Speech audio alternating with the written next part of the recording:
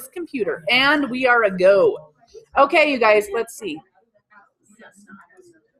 Full screen. No, we don't need to do full screen. Okay, we're recording. I'm hoping that it's recording what we need to record.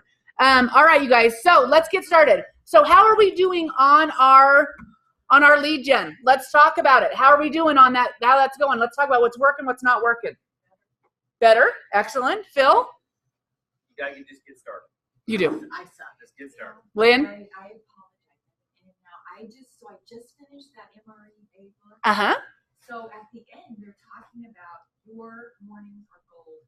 Yeah. Save your, don't let anything in, and I'm getting it.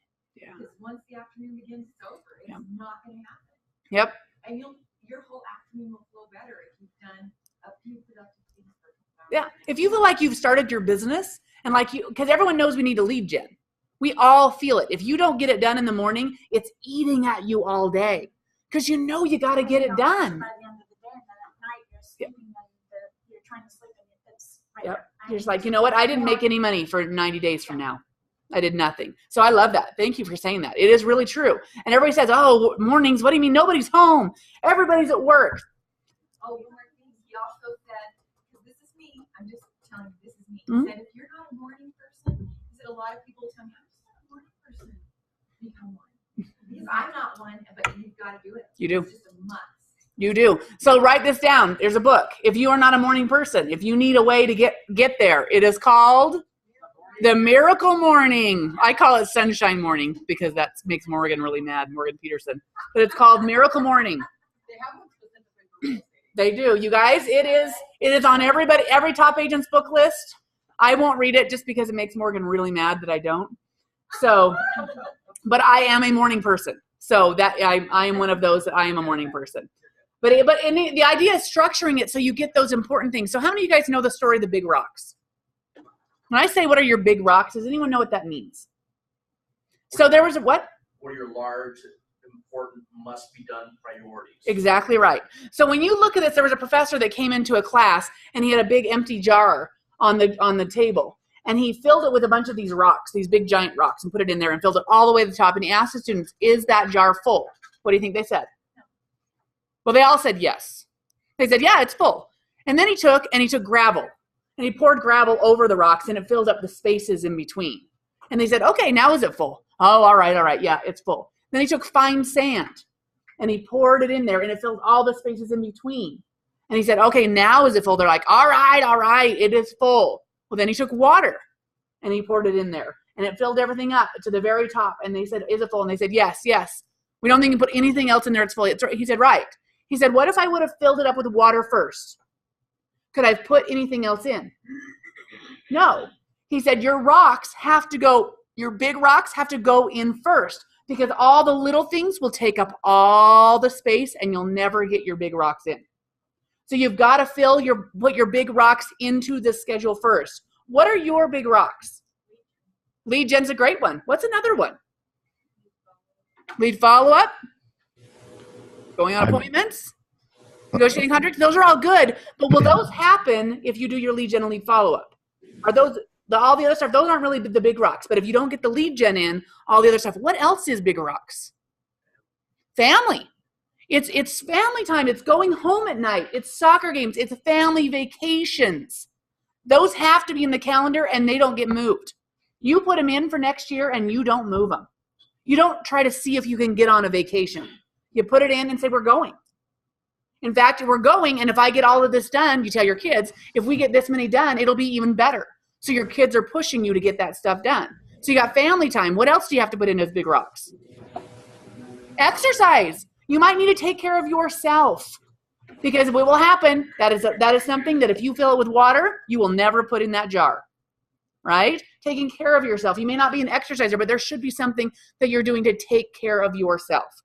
So you need to figure out your big rocks and make sure they're in the schedule, and that goes in first, and then you fill it up with the appointments. Okay? So when we talk about your big rocks, that's the idea. They're your 20% of your life. But lead gen should be in there because everything else, that's other stuff. That's water, right? It will fill the cracks if you get your lead gen done. So I love it. Thank you, Lynn, for mentioning that. So what else is the struggle going on with your lead gen, with your contacts? How do you feel on getting 10 done a day? How does that feel? How long is it taking you to do 10? Do 10. Mm-hmm. To get 10 contacts in 2 hours? Finally get the whole. Is anybody else having it be longer than 2 hours? Is it taking 3 hours? I mean, to try to get in, it's like by the time you're done with the day, you're barely getting all your 10 contacts in. So I wasn't getting my 10 contacts in. Mm-hmm. It's a struggle, Mm-hmm. obviously. Absolutely. The messages, whatever. So last night we had football game. I was thinking about Coach over here who said he was going to contact all of his. Uh-huh. And I was like, you know what? I'm letting these people know. I sold apparel last night, so I wore my name tag. And I talked to, I think, probably 15 people last night. Now, I didn't get all their contact information, so it's still a struggle. Right. But you made a contact, like if you called them today, Yes. they would remember you had the conversation, right? And that's my goal. That's is to right. now call them. That's why there's 2 different contacts. There's a putting them in your database and having a contact. Those are 2 different tracks because you counted They contacts. might answer now. They might answer now. Might not. That's right. Exactly right. You could send them an email and say, hey, could you shoot me back your contact information or send them a text or whatever it is. More contacts yesterday or Wednesday because I went to a PTA meeting. Right? And I gave myself a plug. You see, don't not count that, you guys. That counts. We can't think that lead gen is only on the phone. Absolutely put those babies in. If you had a contact, if you were in a room, I would get a count 15 contacts because if I ask you for business, I just did it faster. That's it. I would rather do a recruiting appointment with 15 people at one time than one by one. It's the same conversation. It's the same plug. It's the same thing, right? If you go into a sales meeting of one of your allied resources and you talk about the market, talk about real estate, you just made however many contacts in that room that you did. That's it. A contact is handing out a business card and letting them know you're in real estate because we have to contact over and over. You don't get a deal just from one conversation all the time. It's the contact that is important. So Jess, Yes, Justin. I'm trying to, I guess, farm my neighborhood, Mhm. and I've made 200 flyers, and I've been, I made the mistake of thinking I could do 200 in one day because I'm overachiever. Fantastic. Yeah, that was retarded. I can't do that. But 25 is max. But you guys challenged us to do that, and that's where I'm good. Yeah. On the phone, I struggle, but so that's But why that counts. I think that's awesome, Justin. Thanks for mentioning I that. struggle on the phone too. Yeah, I do too. it is. And you guys remember, it isn't about that the phone is the way to do it. The phone's just faster. You can do it any way you want. It's just you have to figure out how can I do this to get the contacts done every day. I'm still in my grandsons that are old enough to walk, and my niece and nephew that are, elementary school. Mhm. And when the craft fairs come, parking lot. Fantastic. Third Now, flyers are not contacts. Now that counts though, because you have to have a voice-to-voice contact. But I like that because someone may call and say, hey, I got this flyer, and now you have a contact. My favorite craft fairs, people who go to Absolutely. craft fairs are interested in their homes. They go, Absolutely. This is something I'm interested in. Absolutely. Now, I think that's fantastic, and I want you to know that that's awesome. Now, when you think about that, if you track the numbers, you decide whether that's something you need to do. How many contacts did I get as a result of spending the $20 to make the flyers? If I don't get one contact out of it, I don't do it again, right? That's the tracking part of it. But if I get one contact and I make an appointment, the $20 may have been worth it for that idea. So track the numbers. What works, what doesn't work. There are people that will tell you they don't put ads in newspapers because they don't they didn't. So they stopped. They don't do Home Seeker magazine because they've never seen anything come out of it because they're tracking their numbers. When I came 4 years ago, I challenged all the top agents to track because everyone was putting all their stuff in Home Seekers. It used to have 2 magazines, one in Pocatello, one in Falls. Now they only have 1 because all of our agents pulled out because they couldn't track back to one contract that came from that advertising. And they tried. And they realized it was a glorified ego thing. They wanted their name in that magazine, and only people were looking at it were realtors. And guess what was happening? It was prompting people to go to the web. And they found out the website is really, in the essence, where their website and their advertising that way was where it was. So they dropped all that. Almost put poor home seekers out of business. When Pocatello figures it out, it's going to be rough. But that isn't because we don't like home seekers. You guys don't do and don't pay for things just because you think you should. You don't have a park bench just because you've seen other realtors from the beginning of time doing park benches. You need to know whether you get a deal from that investment. That doesn't mean don't try things. That doesn't mean that. You red light, green light it. I'm going to try it. I'm going to track every lead so I know what's working and what's not. More money into things that work. Stop doing things that don't. That's all that tracking does for you, right? So let's keep going. Thank you for mentioning that, Justin. And thank you, Tammy. Okay, so let's talk about this. Oh, missions. How are the missions going? You should be done with mission 3. Is it hard? Is there a lot of work? Are you getting it done? Yeah. Now, if you're not done, what does that mean? Sunday afternoon. Tomorrow is Saturday. That means you're working on Saturday. If you get your job done in the week, you don't have to work on Saturday. But if you don't, you darn well better get your job on done. It's the same thing as real estate. If you don't make your contacts during the week, that means you're networking on Saturday. Now, how many of you guys have done an open house? Are the weekends a great time to do an open house? Now, if you start today, Friday, to do an open house, you're probably not going to get very many people in your open house. So you may want to say, you know what? I struggled a little bit doing phone calls. So I'm going to focus on open houses. But it means you really have to work that open house to get as many people in it as you can. Ignite has a 7th level open house. Open houses are, I think, the buy or the 3rd week. Skip ahead and look at the open houses, but they'll give you an open house sheet on how to do it and actually make a result from it. Actually get people to come. Yep. Because a sign out on the corner with a balloon does not get people in the open house. If you advertise it, like, I mean, I advertised mine Blackfoot before. So go take a look at that open house in session something, 9, I don't know, 8, 7, I don't know, something in there. But take a look at that. The idea is the lead gen around an open house. I struggle with calls or I just struggle with whatever it is. Well, I have an open house. I'd love to invite people. So maybe I make calls to the neighborhood of inviting people to the open house. Look at that and take a look. That's where it gets it done. And so take a look at that. If you're struggling, do an open house. If you don't make your contacts by the end of the week, tell yourself I have to do an open house. But if I don't have the contacts by Wednesday, I'm doing an open house on Saturday. Just think of those kind of things because we've got to get the contacts done. But I like it. We go out and I realize I'm in a football game and I haven't got my contacts in. It's time. Because we're thinking about it all the time. That's what we got to do. We just have to think of ways to turn that into opportunities. So get your missions done. Okay. How about contacts? How many people got all their contacts done so far? So how many should we have had done by now? It's 5, 50. Well, 40 because you have today. So 40 contacts should be done by today. How are you guys doing on note cards? It does. That one so Tammy says, I like that one. That's something that she does. So how many people are doing Facebook? Have you done some? Have you gotten responses from that? Yeah. Yeah, some people like Facebook. I mean, but I will tell you guys, you got to be the purple cow. You got to be doing something different. You can't just be lost. And those note cards will be something different. I promise. And it also prompts you to get their address. Because sometimes we don't think about getting their physical address. We get their email and their cell phone number. So I love that.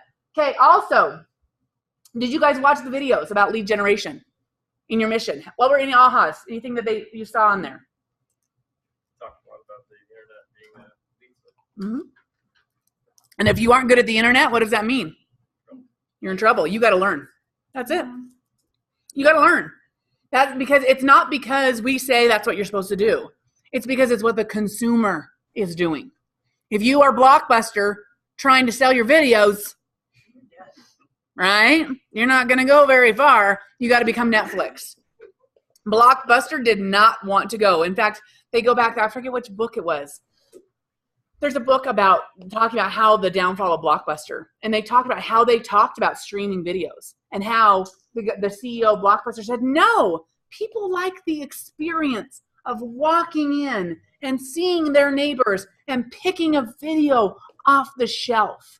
Not as much as I like doing it. Right? And he was determined that he believed that that was their value, that the consumer wants the experience of walking in a video store and what he missed is that's changing. People are lazy. If they can do it from their armchair in their pajamas, they're going to do it that way. That's exactly right. That's how everything's done. So with that, and I would say challenge you to think, is it laziness or is it we're just busy?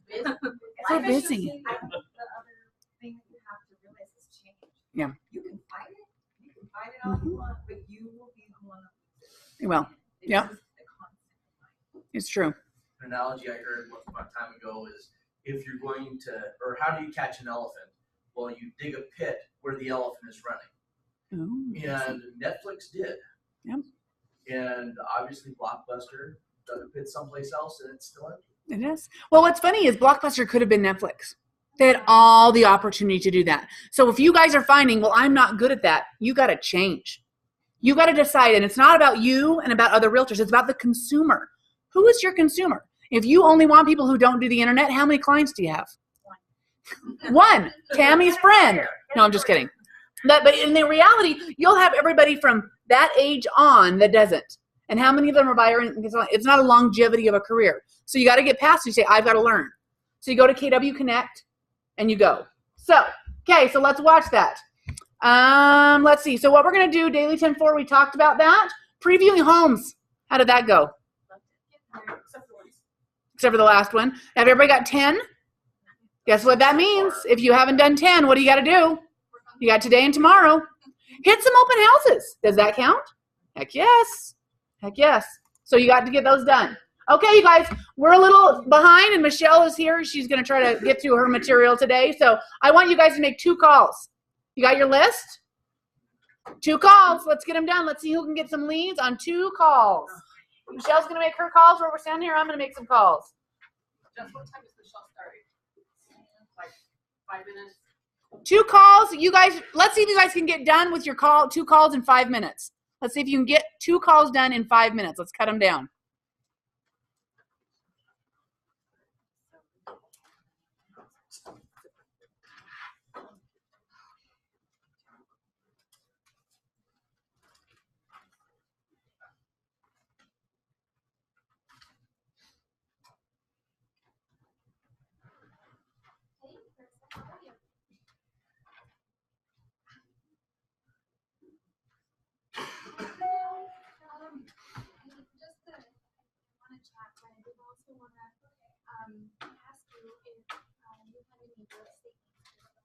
Hi, is this Regina? Hi, Regina. I hope I'm not bothering you at work still. Oh, good. Oh, good. Actually, I'm just kind of following up with you, seeing how things are going. All right, then.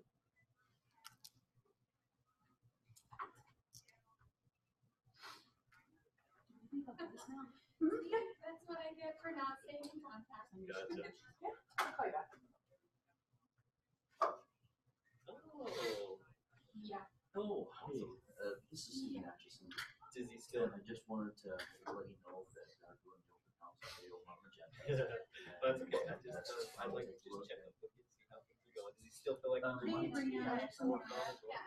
wife and I remember the roof house. I remember you saying sometime close by. Oh, you got it. And so if you know someone who's like this, You guys are in a good position. I am. That's the biggest thing.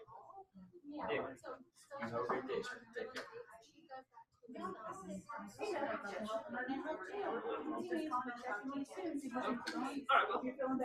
Oh, good. Give me an update. Let me know where you're at, and I'll. Oh, good. I was wondering about that. It changed anything. I just saw 1770. Okay. I just want to Awesome. Well, it would be my job to ask you to keep your out. That's all it is. You're great on the phone. You do. I have it. I'm not a practice. The girls I know. Oh, that's awesome. Thank you. Thank you so much. Have a good weekend. I just wanted to follow up. So. Okay. Have a good That way day. you'll get past. Okay,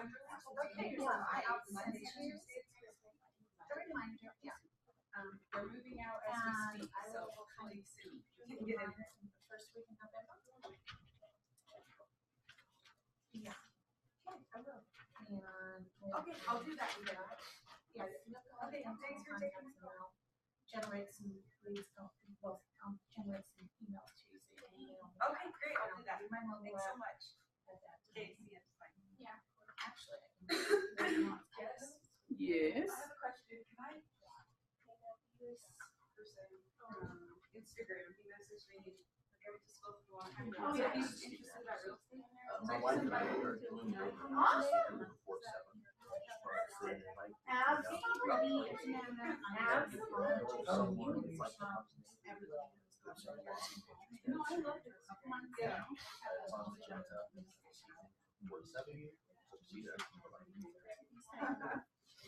So in that, send me his information. I'll send him some stuff on real estate. Yeah, he said. Yep. Perfect.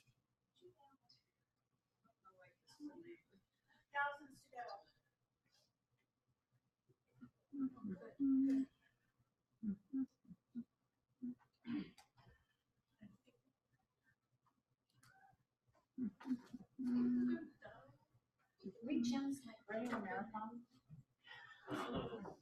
To get to the end, you gotta take at least one step at a time. You do. You do. Once you start running, it's past the first 2 or 3 miles, but the problem is. There's no problem with being running after the first step. Okay, finish up your last call.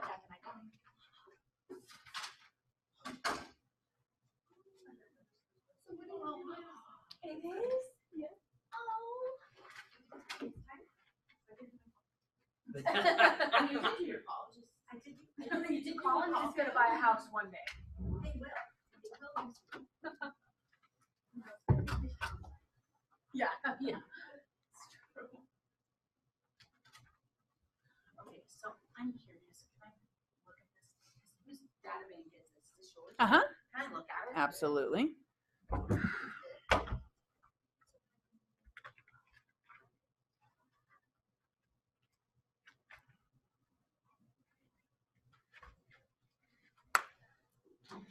So, I got them at Staples. Okay. Yep. So the idea is when I take a piece of paper and I put their information on it, make their notes, their follow-up date. Do I need to call them back in 3 weeks or whatever? Or maybe it's 3 months. And I put them into the months. And so then each day, like today's the 20th, right? So I should be able to pull this open and have a stack of papers to call back today. And so I can do that each time. And then when we go to a new month, I take the papers out and I put them through the days. So that then every day I just flip it open and I move them paper, people. Yeah. Right. Now's the best time. Yeah. But this is an easy way to start it. Old habits die hard, I right? do. It is. Start new habits. 21 days. Fine. 66 is what the new study is. Well, I don't like him. Okay, 21. Okay. I like the old ones. That's right. That's right. Okay, you guys finish up your call.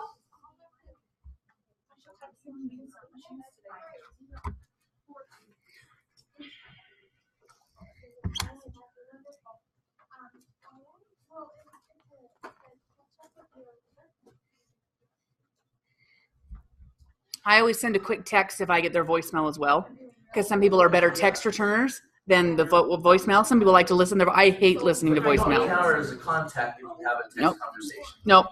Well, if it's a conversation, If they text you back. if it's two-way, I allow that. I'm not the bold instructor. If we talk about real estate. Yeah, you have to ask. You have to have a contact. But in reality, it's the number of contacts. It's so I'm having a conversation is what That matters. makes sense. I'm Yep. good with that. Yep. As long as it goes both ways. So you're saying the gold instructor doesn't allow text conversation? No, because Bowles has not adjusted to that. Facebook conversation. That's crazy. Yeah, they will. That's how I've been able to get a hold of most people. I know. That's me, Jessica.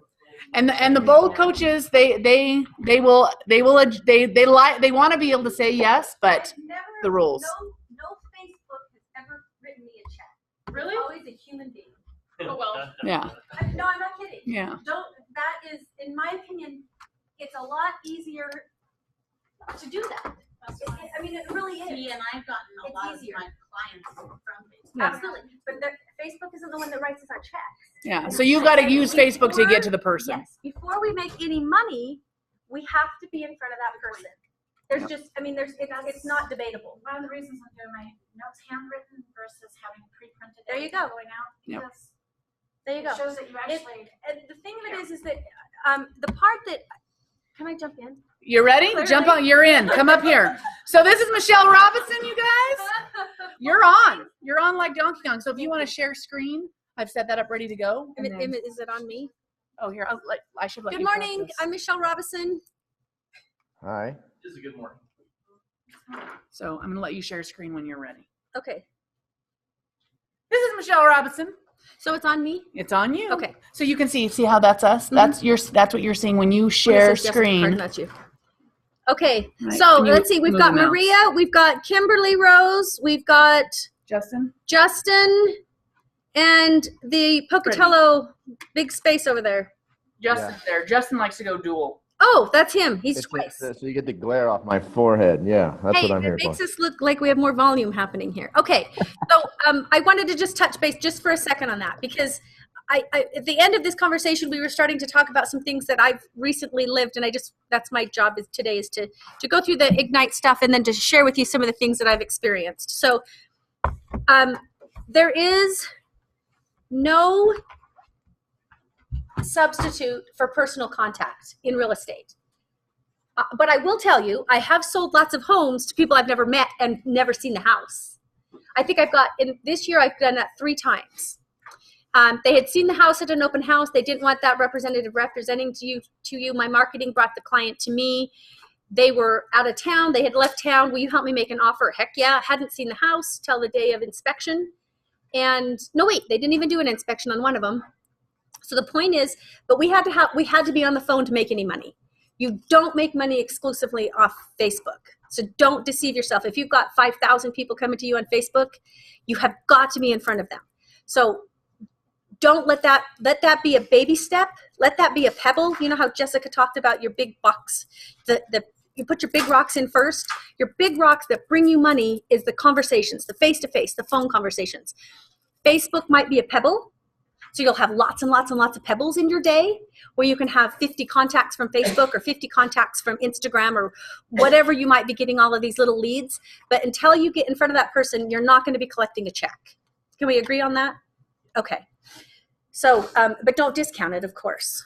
Okay, so one thing that I didn't want to talk to you guys about, part of what you guys were talking, has everybody done their mission statements? Has everybody got their individual mission statements and vision statements? I don't know if that's a yes or a no. Wasn't that what we were supposed to do? The mission statements and vision statements? Was that not on this? Board. I did put together like a vision board. That's what we're referring to. I thought in here we were. writing a mission statement. I thought they were supposed to write a mission statement for today's class. Maybe we're doing it in today's class. Oh, I'm really good at this. Okay, hold on. Okay, so how many of you? I don't know where you stopped, and I'm supposed to start. Oh, you're in the game. There should be a yellow paper. That's your slide. I've got several, but I think you've already done those. Yep, go past. It looks like a thick yellow paper. You're killing me. Handwritten notes. We're not there yet. Yeah, I went past handwritten notes. Oh. They just did really good. Get your head in the game. Okay. Okay. Successful clues. I mean, it's very clear that you have to do what other people have done in order to succeed. Where's your doohickey? Oh. Sorry, I'm going to get better at this. Yep, I'm waiting until you have your first chance to share the screen. Make sure you're good. Okay, so we're going to look at this for a minute. So we're just sharing this screen, right? Am I sharing it? Yep. Nope. Here we go. There we go. Justin, can you see the screen? Okay, thank you. Get your, just the idea that success leaves clues. So briefly, my name is Michele Robison. I have been a real estate agent for 18 months.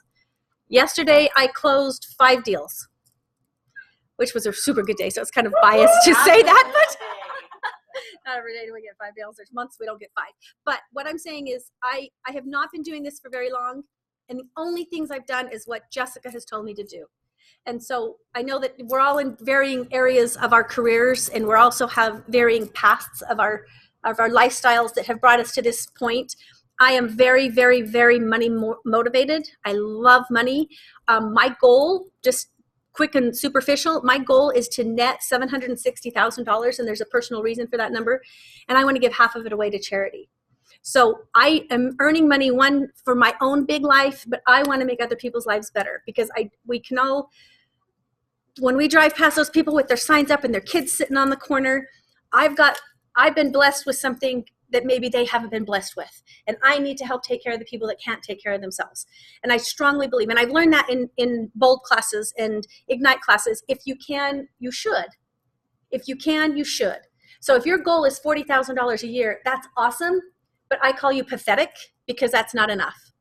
$40,000 a year in real estate is ridiculous. I'm sorry, but that's my motivation to all of you. Set big goals, make a lot of money. If you're uncomfortable being rich, give it away. Or do both. Be rich and give a lot away. So, and real estate makes that possible. No question. Again, so what are we at? 42, 43, 44, 45, 46. So 47. With my closing yesterday, I've got 47 closed deals this year. And I just hired Lynn is my buyer's rep. I had a couple at the beginning of the year. It took shit in a handbag because I didn't know what I was doing. And now I'm back on track because if you try, and again, I have got a ton of, if you ever want to go to lunch, I'd be glad to share everything I've ever learned in this industry because I have made a ton of money. The most I ever made before this, I think I might have had 1 year in life insurance because my husband fed me clients and I made $70,000, which to me was an absolute gigantic fortune. That my parents didn't make that much money as I was being raised. And last month, I'm just going to say this, and I want to motivate you, but I think last month I took home $40,000. Wow. Okay. And I am working really, really hard. Next Wednesday through Sunday, I'm going to be on my 4th trip for the year. I don't work all the time, but I work really hard when I'm working. I work really, really hard. So, and I will tell you, I have made complaints on people that waste my time. Don't waste my time. My time is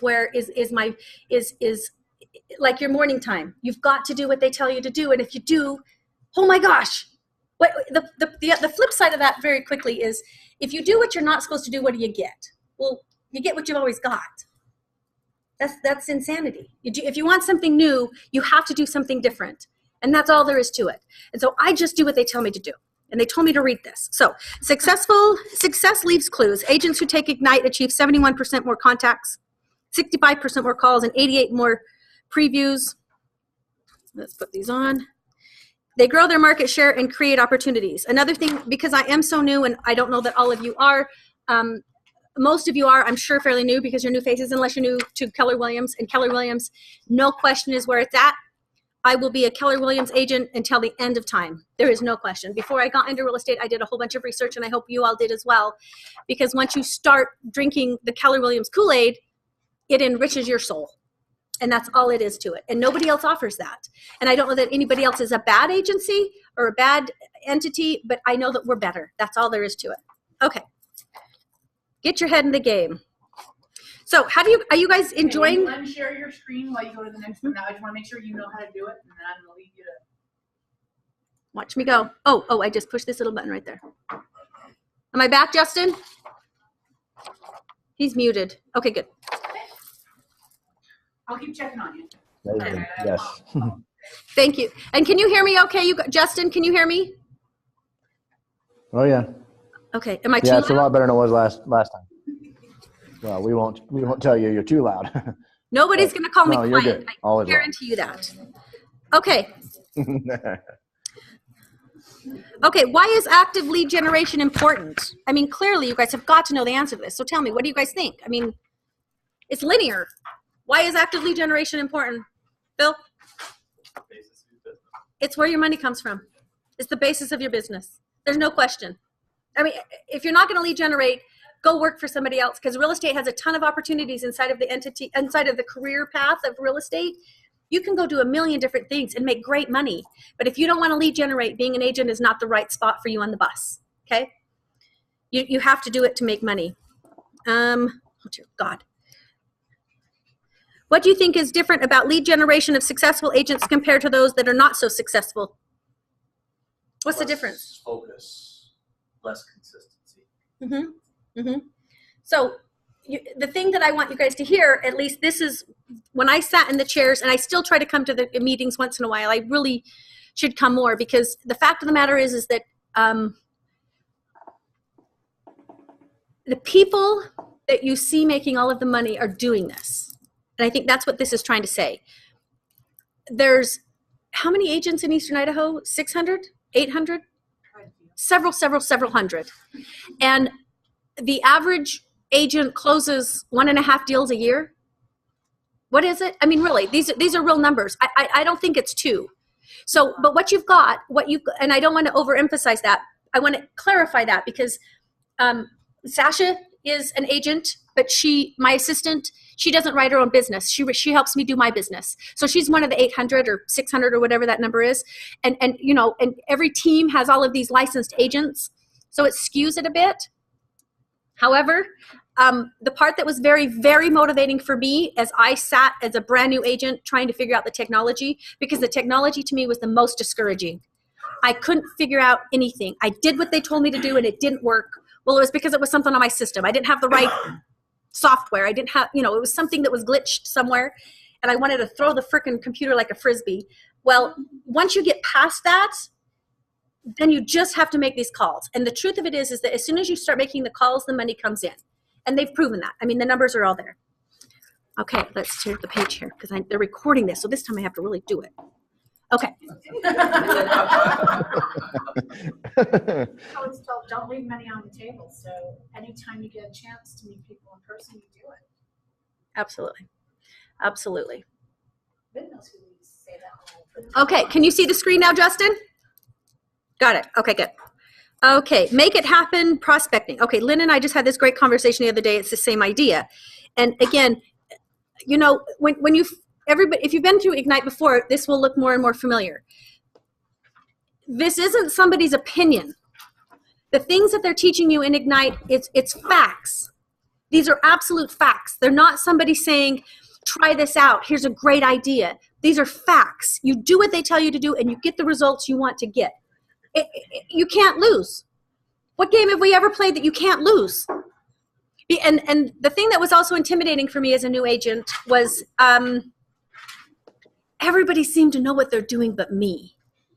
Everybody in this whole building, all of these offices above us, everybody knew what they were doing. Well, that was not true. Because as soon as you start doing transactions, there's always, not always, but by far the majority of the time, there's another agent on the other side of that transaction. And I will honestly say, and I'm not going to say names, of course, because that would make me in big trouble, but 80% of the time on the other side, that agent is not as good as me. And I am 18 months in this business. And I have only done Ignite. I've done Bold twice. I've invested in my own occupation, my own education. And I've gone, the first Ignite class that I went to was in Salt Lake, which was convenient because my kid was going to school down there, so I went and spent nights. But it was a Monday, and it was spectacular. And I'll tell you, hold on. There, I'm back, I think. Okay, the thing that I got out of going to Ignite in Salt Lake, it was huge. I think there was 90 people in that one. Every single one of them got my card. How much business do we have go back and forth from Salt Lake? And I've had 6 or 8 referrals from going to Ignite. It cost me $800 or $900. I'll give you every single day of the week $900. I will write you a check today for the next 24 months. You give me 8 referrals every single day. I will do it every single, no question. Right? So you see these opportunities that are, again, it was a Keller Williams sponsored event. I get calls all the time. I have colleagues down there. There's people that I honestly don't remember which ones they were because I was the only new one. I was the only out-of-stater, so they all knew which one was the Utah or the Idahoan from Utah. But I get a ton of business from that. So consider going over to Montana. Consider going and doing something. And again, investing in yourself.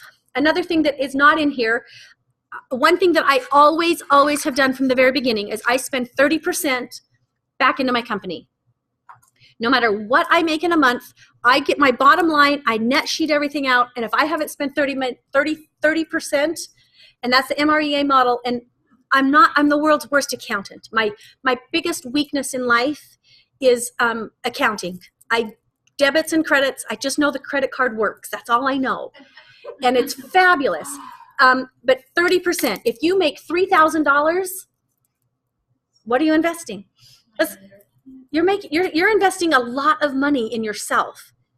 You've got to, and maybe in the very beginning when you've got 1 or 2 sales because we've got house payments and car payments. But please try to prioritize that because that is what has made me different from everyone that I went to school with. There's one agent that's making more money than me, to be completely honest, in our class. And she owns a, where you rent out the properties, a rental management property. and she sells and helps her investors buy stuff. So she's got one up on me. And I'm chasing her though. I want it. And are you guys competitive? Who's competitive? Who wants to win? I mean, seriously, and quite honestly, I like to compete most with myself, but I want to be on that board. I want my fat face on that board up there so everybody can see that I'm working really hard.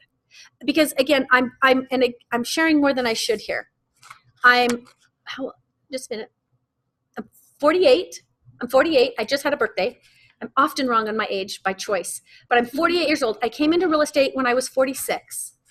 And I had never, ever felt genuine, hardcore success in a career. As a parent, and I've had a lot of other great things happen to me in my life, but that kind of, to see, like she said, how's your checking account? Mine is freaking fabulous. It is freaking spectacular, amazing. All of my bills will be paid. However, I am going to do lead generation. I am going to do what's uncomfortable for me. And I'm enriched because of it.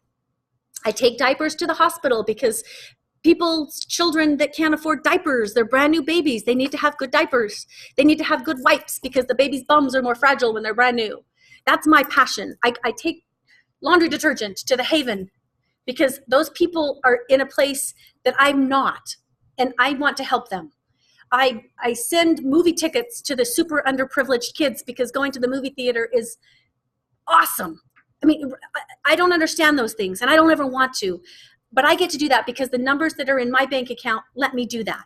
While at the same time, I'm going on a trip next week with my family, and we're going to be together, and it's awesome. And today's my granddaughter's first birthday.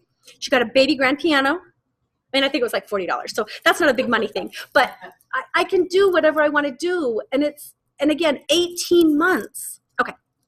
Making it happen. So this is how you make that happen. It's just this easy because I went to college, I got a degree, hated what I studied, hated the work. I don't have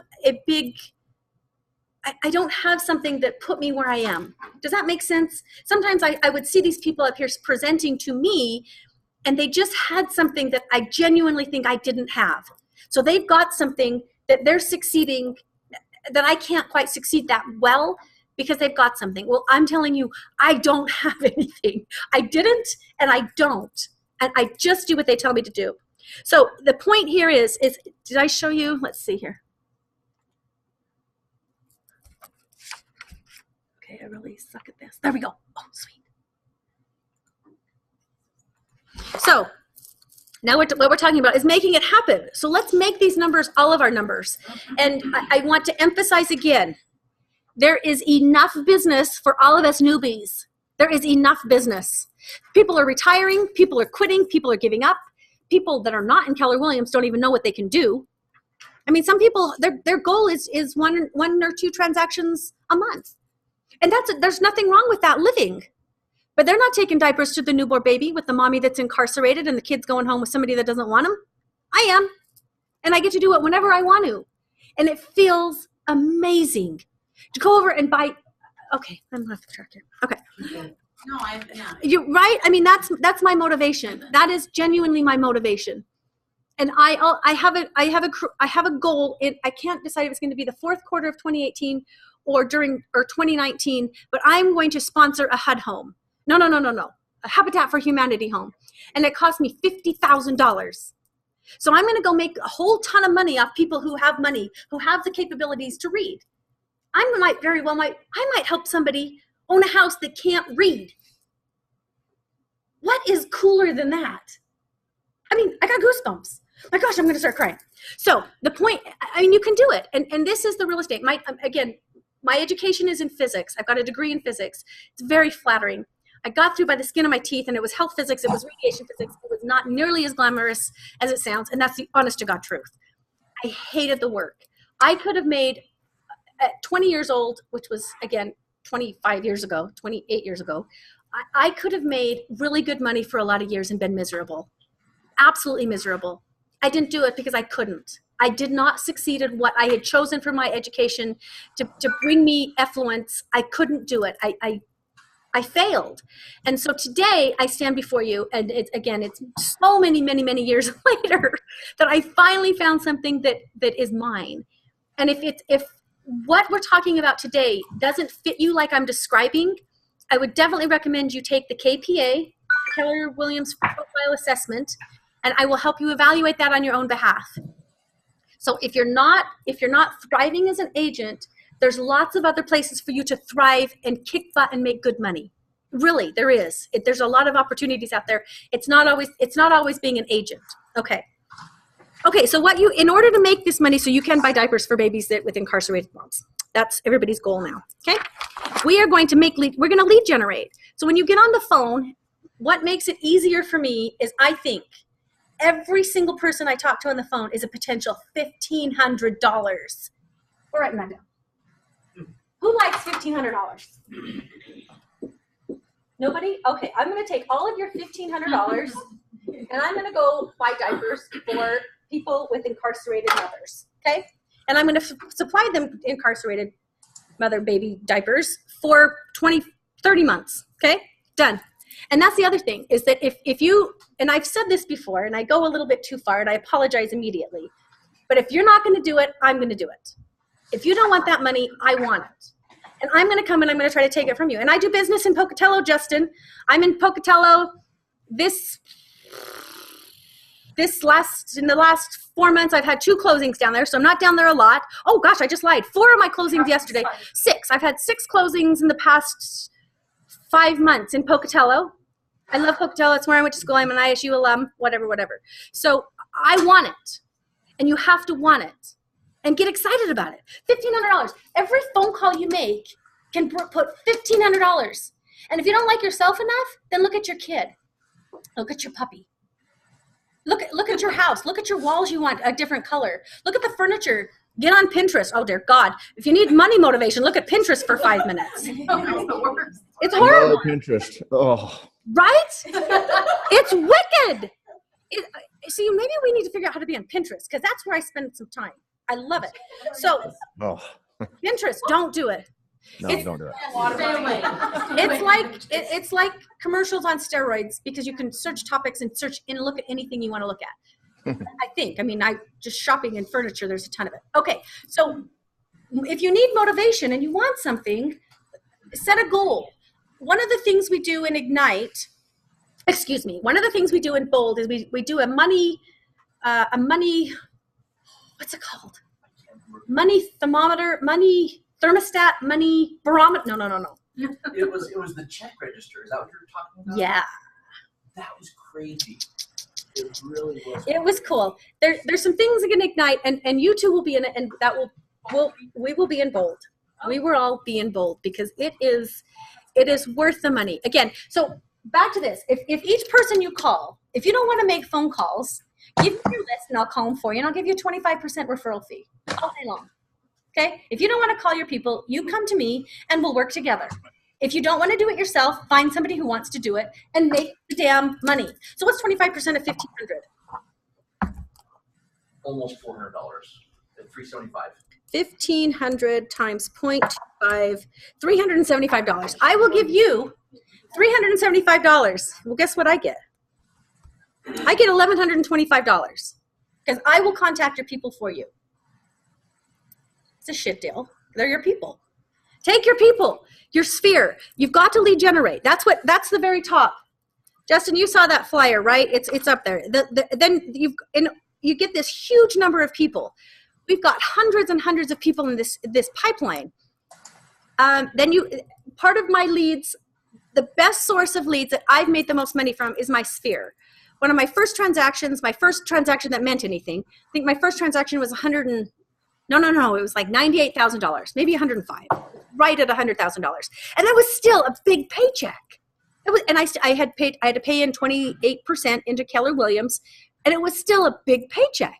It was exciting. Well, one of my third or fourth transaction, I had talked to my sphere, and they wanted to buy a cabin up in Island Park. Well, it was $325 on Bill's Island. Who wants to sell a $325? Who wants to just go look at Bill's Island? They have a gate. You can't even get on Bill's Island. I'm a real estate agent. I can go anywhere. That's kind of scary and empowering all at the same time. So, yeah, it is, right? So what you can find out about people. They have a coach. No, but the listing agent gets you on. because you're a realtor. My clients couldn't have gone on there by themselves. But the agent, they dial a button and it beeps and then you go in. I mean, it's just that easy. So I sold this place up there. And what I will tell you briefly is, again, to motivate you because you're new, because it's scary. Now, I know that you're all not new. You're not all new. But it's still scary. It's scary. I've been in it 4 years, and I am terrified. I mean, like I told you, I'm terrified of cold. Well, and I don't know why. I'm terrified. You need to stop saying that. I know. Yeah. I love cold calling. Try to say that, honest to God. If you wanted to say, I love cold calling 1 million times, divided by 365, how many times do you need to say it a day? And do it. And see where you're at in 12 months. I love cold calling. It might make you want to vomit in the beginning. Put a little saliva in there. And, but say it 1 million times. Try it. And you need to say that 1 million times. I love cold calling. Yes. He says that every time he's full of shit. So your sphere is where most of my money had come from in the beginning. And I know my sphere cares about me. So if I screw something up, they're still going to love me. They're still going to care.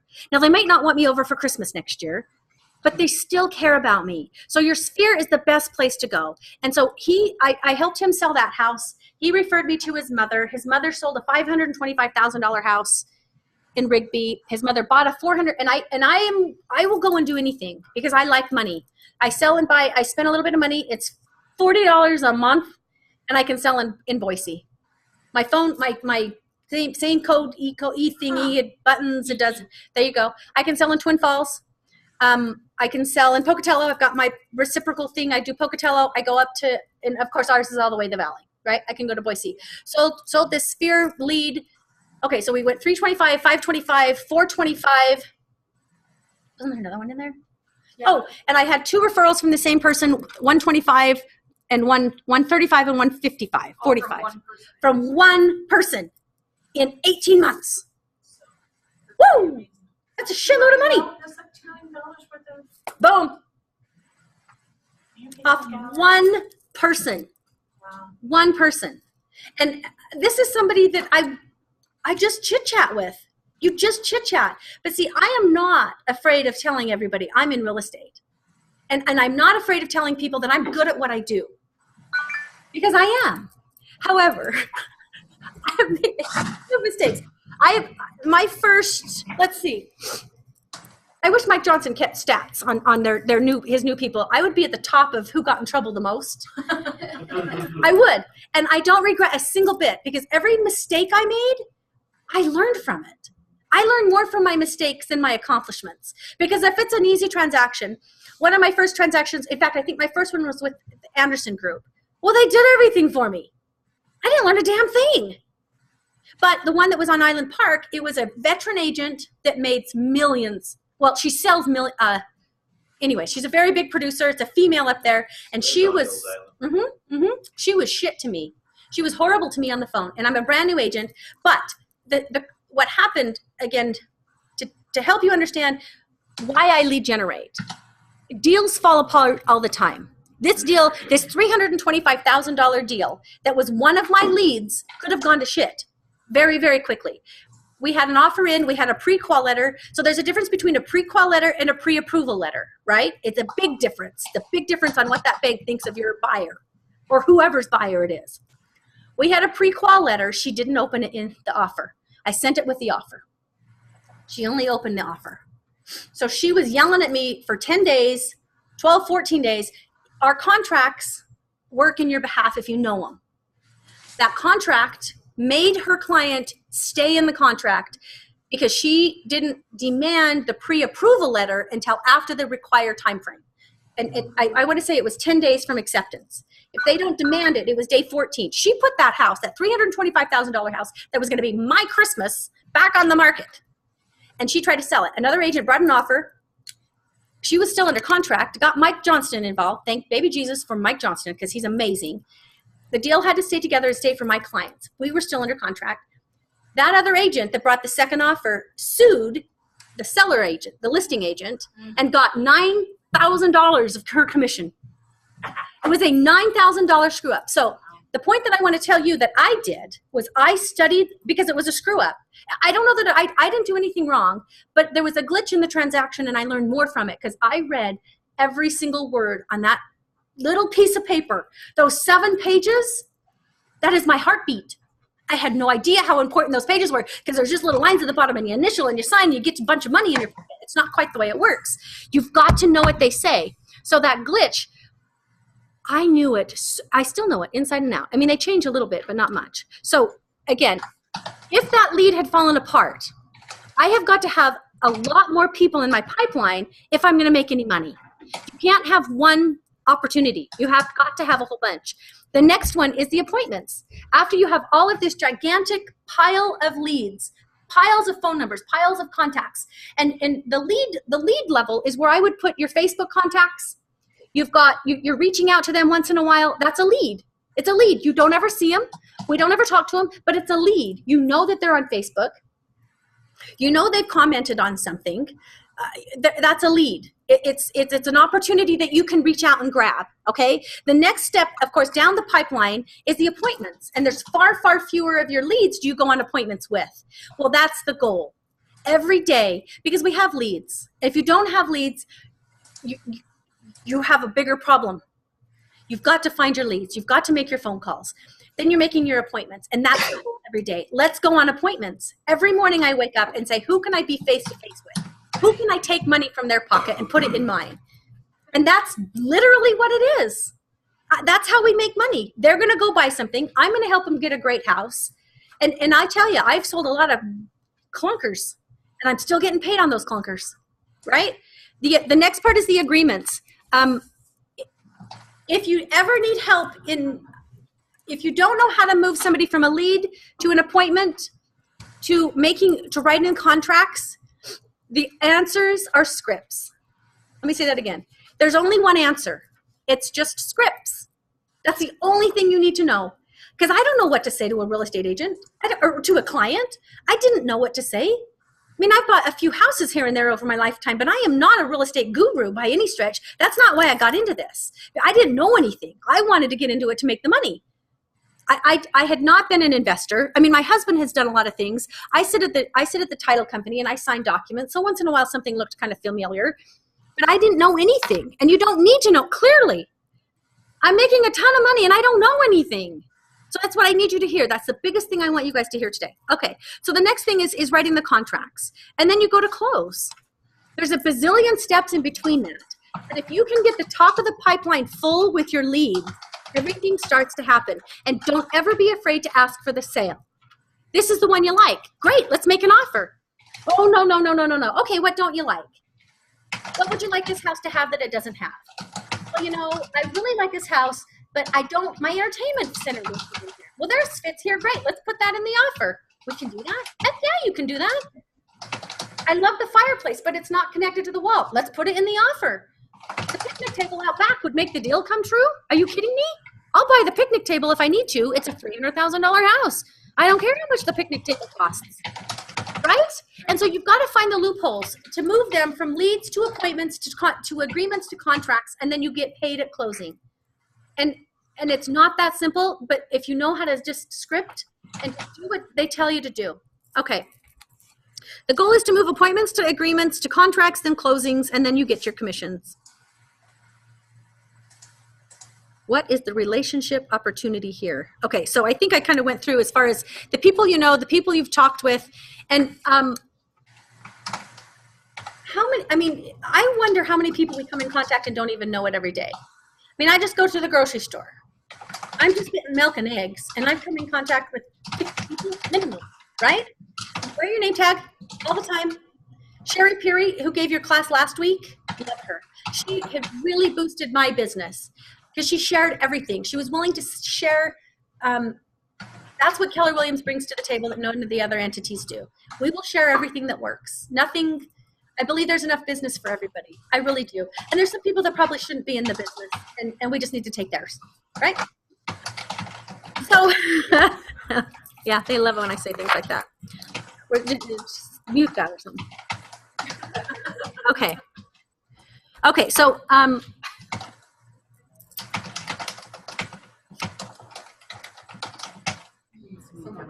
Justin, can you see the screen? He's not listening. Justin, can you see the screen? I'm listening. I just had you muted. Okay. Yeah. Okay. Yeah. Got it. Okay. I never questioned the, Chris Heller. Have you guys seen him do his phone thingy? It's amazing. He has an auto dialer. Now there's things that cost a little bit of money, and if you're really new, I'd be glad to share what I have. And somebody has been offered to them and they haven't used it. There's something called Land Voice. Land Voice, you could put in Land Voice. You guys know Land Voice, right? Land Voice is again, Chris Heller. What we want to do is we want to do what the big boys do. And you guys already have big boys. You're working with the big boys, so you guys already got this undercover, under whatever. Okay, there's something called Land Voice. Land Voice is a program. Or put their keyboard We're gonna- 3 feet from the mic. Got it. That was Kim Rose. Thank you so Kim, much. I muted you, honey. So if you need something, I don't know how to know if you need something, but I'm sorry, I didn't know I wasn't muted and I'm typing away. there you go. Thank you. My apologies. Okay, perfect. So, okay, where was I?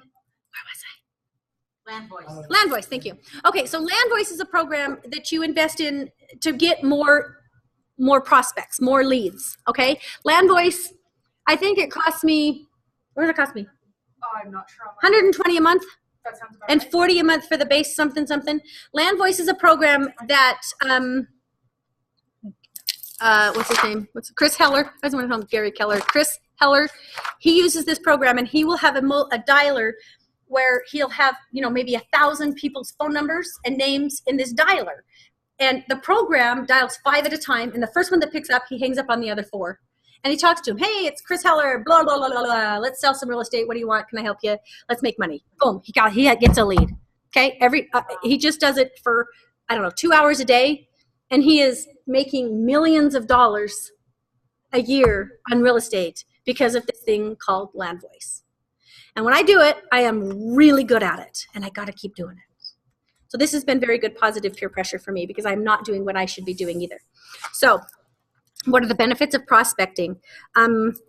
It's free. I mean, again, my goal is to always put 30% back into my company to help it grow. And it has put it on steroids because I am investing back into what I'm doing, and it's bringing me really awesome returns. But I am tracking as best I can every time I make money, like my Sphere. I know what my Sphere has made me, a lot. I know what my Zillow leads have made me, and it's a lot. I know what dialing the phone, it's free. So if I get somebody on the phone and I make my $1,500 on them, I still have to take out my $120 for Land Voice. I have to take out my $100 for just listed, just sold flyers that I sent out on every sale. I have to take out overhead, any overhead, my office rent, my assistant, the expense of Zillow, all of these expenses come out of here. So my net is never $1,500. It's not for me. I've got office space. However, leverage gets you more money. It just does. So getting on the phone is free, absolutely free. That's how I did it in the beginning too. It yields immediate results. You can be on the phone in the morning and have a $200,000 listing by 4. Zillow can't give that to you. Facebook can't give that to you. It can't. You've got to be on the phone with them. You have to be in contact with them. And that's where the money comes from. Don't be misunderstood. Zillow doesn't make you money. It's you. You go out there. You grab that contact. You nurture them. You take care of them. You babysit them, and you hold their hand through the transaction. Put you in control of filling up your pipeline. So if you don't have several hundred people that you know that want to potentially, the other aha that I had in Ignite was when I started out, I needed sales now because I wanted to be successful. And as soon as you have something pending, you still don't get paid for 30 days if you're lucky. You might be 6 weeks out, maybe 8 weeks out or more. If everything goes well, it's 30 days. Well, I didn't quite understand that. So I was freaking out. I had all these pendings. Like 2, which was a lot in the beginning. It really is. I mean, even now, if I didn't have Sasha to help me, I can't do more than 2 or 3 pendings at a time. I can't. I don't have what she has. I simply don't. So I could fill up that pipeline, but then once it got so full, I couldn't do anymore. And that's when the MREA models come in to tell you how to hire. There's programs. The other things that Keller Williams offers, it's a program to help you hire somebody. KPA. Well, the KPA is a tool. It's It's- GCI. No, just a minute. CGI. The program, it's a class that I went to, career visioning. Career visioning. Career visioning. Oh, is that Jessica? Yay, it's me. Hi, honey. So career visioning. Oh, I just clicked anyway. Career visioning was a program that when I interview somebody, it's about 7 hours. I interview somebody to work for me, to work with me, is ridiculously long. Lynn's wasn't quite as long. Mine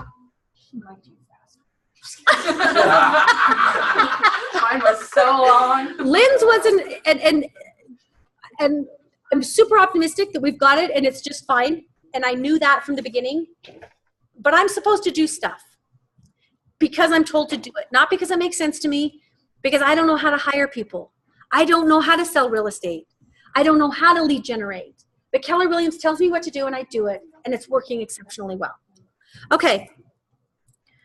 So so some of the questions we need to discuss as a group is, why are these benefits important to both new agents and tenure agents? Tell me, why does this genuinely matter in the core of your being? Prospecting. Why does it matter? Okay, so this is going to be a different direction than what we're talking, but about 10 years ago, I decided I wanted to really get into exercise. And so I got a trainer to tell me what I need to do. We still like her though. Keep going. Keep going. Anyways, I got a trainer. He told me what to do. And this was the big rule in the gym. You can walk around to any of those people that are like just ripped, looking good. It's 80% food, 20% gym. That sucks. We all want to hear it's the other way around. Just tell me I can go through the treadmill and eat whatever I want. So I still tell myself that. Don't push myself. Yeah. So anyways, so that was the big rule of the gym. And I just followed that rule. Just Right. the food thing. Now ask me how fun it was. I hated it. Right. Not fun. After 18 months, I said, I don't care that bad about my body. And so I started eating a little bit more and enjoying life a little bit better. But what it comes down to is, I think we've got to start by doing this prospecting thing. 80%, I guess. I mean, I It is. through all the No classes. question. You got to do it. If your goal is to be successful in real estate, Right. you got to do it. If your goal is to be successful in having your body look great, you got to do the 80%. It's a value system. You choose what's important. Right, to you. right. But it matters. It's kind of like she was talking about babies. Every day somebody dies, every day another baby's born. If you're in this for 5 years, you still need to prospect, because there are all these people that just graduated from college that 5 years ago weren't old enough to Well talk. said. Well said. Mhm. And then you have their grandparents who've passed away. So there's this whole entire life cycle to your career as well as to your. Beautifully said. I totally agree. And that's why you have to keep doing it. You cannot stop. You cannot stop prospecting, or you just don't make money. And just know, I'm going to be prospecting and I'm going to take your money. Just like Somebody else is going to get your money. I mean, it's it. That's it. You've got to keep it fed, or you don't get what you want. And you can't say it enough, because there's no other way to make money in real estate. That's it. And I do think that, and maybe it's better that they don't, but when you sit down in those classes, because we always do and I thought it was ridiculously cheap and flimsy criteria to become a real estate agent. To me, for how important it is, I'm going to buy something that's hundreds of thousands of dollars, and the person helping me do it went to school for 2 weeks. No, Soak down that for what? What? Really turn this over to me? Yeah, That's how it that's right. Are you serious? Me too. And then I get the check and it's like, oh God, I am not worth that. I am not. Yesterday, I deposited an $11,000 check. Oh, did you finally get that? Yes. It was in the wrong folder. Oh. Yeah, I should have told you that. And I've never seen an $11,000 check. I haven't. I've seen them. They just haven't been mine. And they're beautiful. I mean, just one more digit. Well, 2 more digits, because they're usually $100 checks if you're lucky. Then it's 1,000 and then 11,000. I just looked at that and I honest to God got teary-eyed because I did not work that hard. I did not work that hard. Did you take a picture of it? I know my first big check. I did. No. That wasn't, I don't think, was that my biggest one? I don't know. No, because that was only a $400,000 house. I did one for The Snowders was more. It was 525, 13. I had to take a picture of that one. Yeah. When I did my multi-million, I took pictures. Oh, dear God, I want one of those. And something else that I thought this talked about, something else that I've learned from Ignite and Bold is your self-talk. If you can't talk good to yourself, you're an idiot. Way to be positive. You're an idiot. I'm sorry, but if you can't control that one part that you have 1,000% control over, how can you possibly do a real estate transaction when you got control over nothing? So get your shit together and talk good about yourself to yourself. You have to, because I am overweight. I am old. I have gray hair. I have a ton of weaknesses, but every morning I get up and I am excited to come to work because I am a damn good real estate agent. I will go up against anybody. I will go up against Jim Windmiller. Well, maybe not, but I'd like to be on the same side as him. And Mike Hicks and Sean Anderson, they don't intimidate me, and they shouldn't intimidate you because they do the exact same thing we do. There's a 7-page document that transacts a piece of business from one person to another person, and that's it. That's it. There's no pixie dust involved here. There's no magic sauce. That's it. That's all you have to do, and you have to be really good at it. Okay, so there's myths. Okay, and this is a big thing that I overcame very quickly because somebody said the right thing to me. So again, when we talked about the bold coaches, the first one, see, and I am a female, and I am happily, madly in love with my husband. However, I love attractive men. So I have had bold classes from 2 beautifully, amazingly handsome men that kept my focus very, very good. So I don't know, you guys have got to travel and find some chicas or something, I don't know. But one person had said to me when it was time, because the prospecting part, the getting on the phone part, I'm going to annoy him. I'm going to annoy him. I don't want to bother somebody. The thing that solved me was this. I will annoy 1,500 people to make $1,500. Because with $1,500, I get that car I want to drive. With $1,500, I get to buy a baby grand piano for a kid that sits on top of it instead of plays with it. I can go buy a ton of baby diapers for $1,500. So I'm going to go out there, and my goal is to annoy. If that's your philosophy, then you do it. And you capitalize on that. I'm going to annoy 1,500 people every single day. And you will make a shitload of money. It's linear. It's just the way it is. And it's a myth, though. The myth is that you don't annoy people. And what helped me overcome the idea that I'm annoying people is when I had a bad agent on the other side of a transaction. Their client had crap representation. So I failed somebody, and I took it personal, and it resonated inside of me. I have to save clients from crappy agents. That is part of my mantra. I need to save agents. I need to save clients from crappy agents. This person lost thousands of dollars because of this person being an idiot, and I don't know what else to say. And they do a lot of business. This guy does. He does. I'm doing more at this point, but next month he's probably going to do more than me. So it's not like I have some sauce. It's not magic. You just got to keep working. So bug them. Save them from crappy agents. If you have questions, go to Mike Johnston. Or my door is always open. I don't care what's going on. Olivia's come over a few times. I have not helped her like I had planned to because I suck, but I am going to. Stephen, we still need to have that date that we've talked about. And I was almost going to do it today until they told me they were going to record me and I had to stay on script. I was going to go off script, but I didn't. But so back to that very quickly. One of the things that I have had great success with is that the land voice.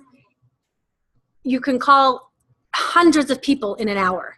So when you sit down and the thing that distracts me when it's time to prospect is I have to type 10 numbers.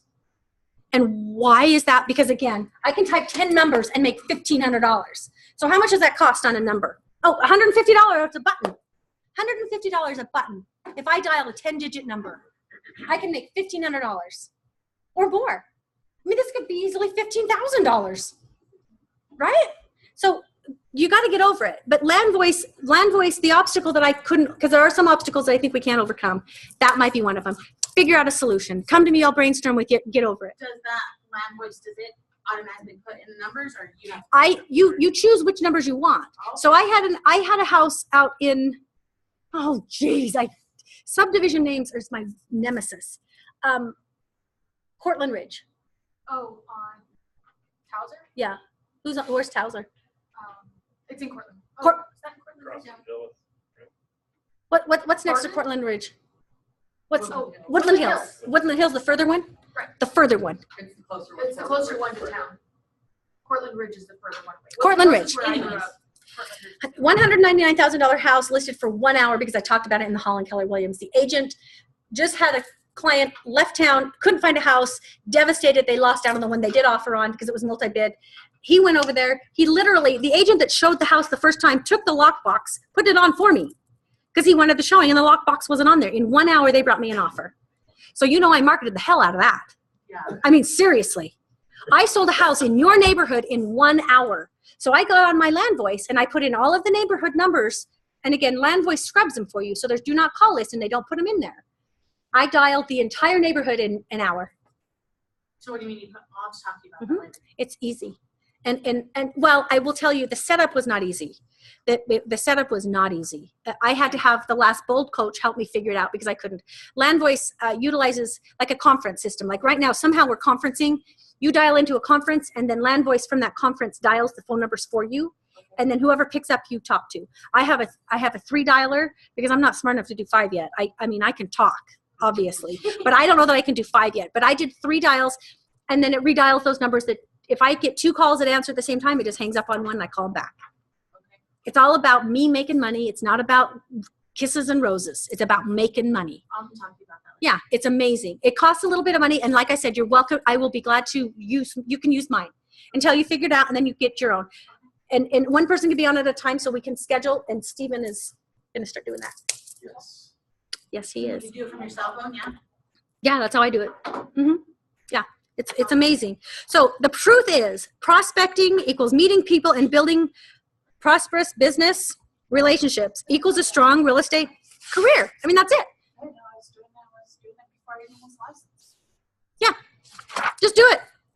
Okay, this is kind of an interesting one. Oh, geez.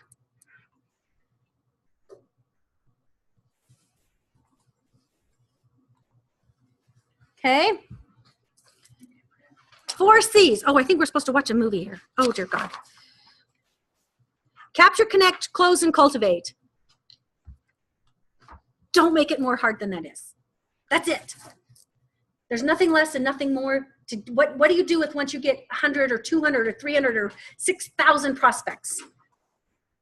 You just take care of them.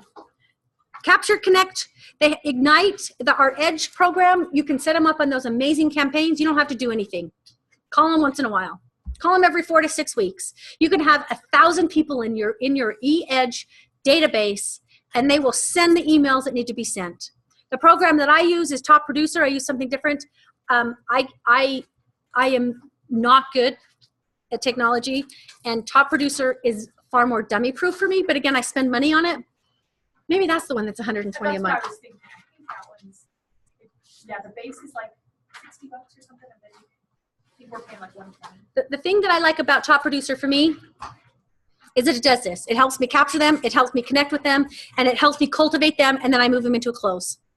That's what you need to invest in, is whatever programs help you do that. And I'd be glad to show you how I do it. So the 4 C's. Okay, let's try to do this.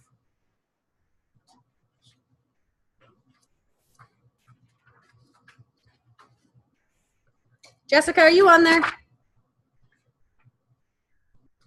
Real play, call for, find more listings. I don't know where this video is. This is not the video that's coming up here.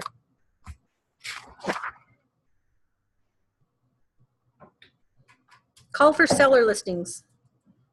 Find more leads. I think if you go to your KW Connect, I'm in look up here. Look, Ignite, and get into the student resources. look. Be in there. Oh, That's where I am.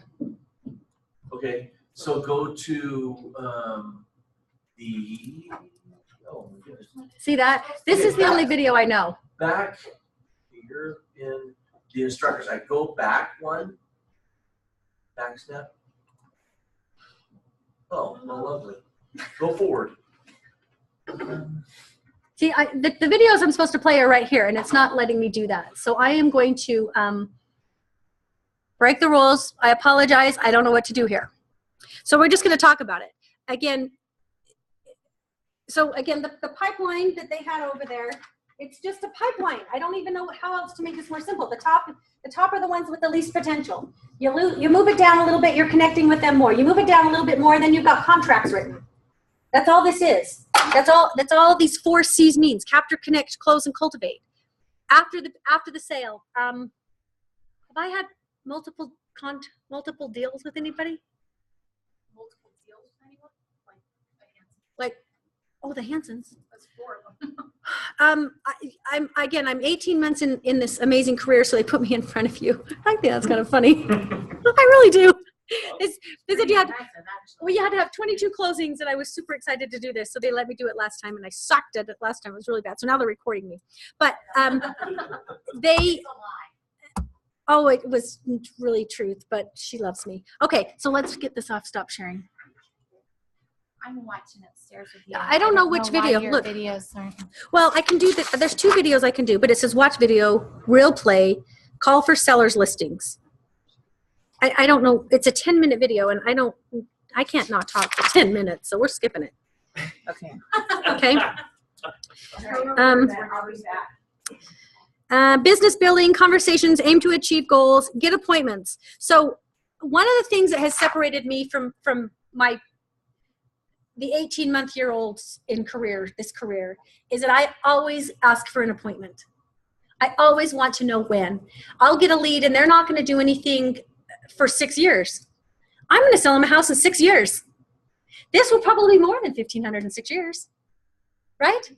I am going to stay in contact with every single person because the majority of our population, now where we live, I mean, there's places like in Toronto, half the population rents. So we need to go buy rental units in Toronto, right? I don't know what the border things are, but we can figure that out. The point is that everybody buys houses at some point in their future. So even if even if they have no desire right now, we've been in the same house for 11 years. I'm not a great prospect, but someday I'm going to move. Someday I'm going to move. Someday I'm not going to want to mow this gigantic yard my husband makes. Well, I don't really mow it, but the point is I have to pay somebody to mow this gigantic yard. Things change. Today, my afternoon appointment for a listing is it's a probate. The parents have passed away. It happens every day. People are having babies every day. People that can actually afford houses too. Those too. They're having babies every day. We need more rooms. So there's some things if you start opening up your eyes just a little bit wider. You know, in the newspaper, they advertise who has babies. But isn't that still in the newspaper? I'm pretty sure it is. Yeah. If it's not in the newspaper, if it's not in the print, it's on their website. Who has babies? Well, okay, and another trick I'll tell you, there's something called Spokio. Okay? It's a stalker software. Okay? You can find people's phone numbers and contact information on this program called Spokio.com. And again, if you want more information about that, I'll share that with you. I get a lot of leads from Market Leader is a place that we all get our leads from. I have no idea how that works, but it works because I get them. If I only get a name and a phone number, or excuse me, a name and an email, I put them in a drip campaign for the email. That's super easy. eEdge has it. My top producer does an amazing job. You can customize all the letters and all of that. Takes a bit of time, but it's worth it because again, you're cultivating those people. So don't not spend time doing that, but don't spend too much. That's the thing. You're cultivating something that's going to turn into something. If it's a 6-year lead, you don't care if you customize those letters. They're just stay in front of them at some level. Oh, sheesh, lost it. It's gone. Okay, so capturing them. It's easy to capture leads. And a lot of people, like, I don't know which one of you guys said today, but you can have a quick chit chat with somebody, and almost everybody has business cards now. Even if you don't care what they do for a living, you want them to care what you do. So you meet somebody in the grocery store. Hey, do you have a business card? I'd be glad to call you about my next open house. You can just come by if you like looking at houses. Great. You know, what's your number? Jot it down. Write it on a tissue paper. Try to get those contact information and just build and build and build and build. And then the money comes. Okay.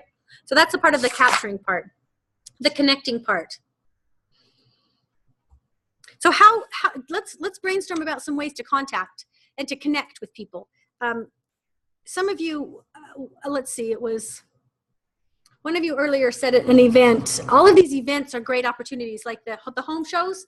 The last home show they had over at the Kingston place across town, I think there was like 4 or 5 real estate agents in there. They have their little booths, but I'll tell you, the thing that matters at some points, we don't want to, when we're trying to capture a lead, different things matter than when we're capturing just simply people, right? When we're capturing contacts and we're wanting to you need to look right. You need to be looking nice. You need to, if you're putting somebody in your car, it has to be clean. I mean, these are no-brainer things, but at the same time, we have busy lives and we let those things trickle by the wayside, and I don't think that's a good idea for your profession, because my car is part of my life, but as a real estate agent, it's also part of your career.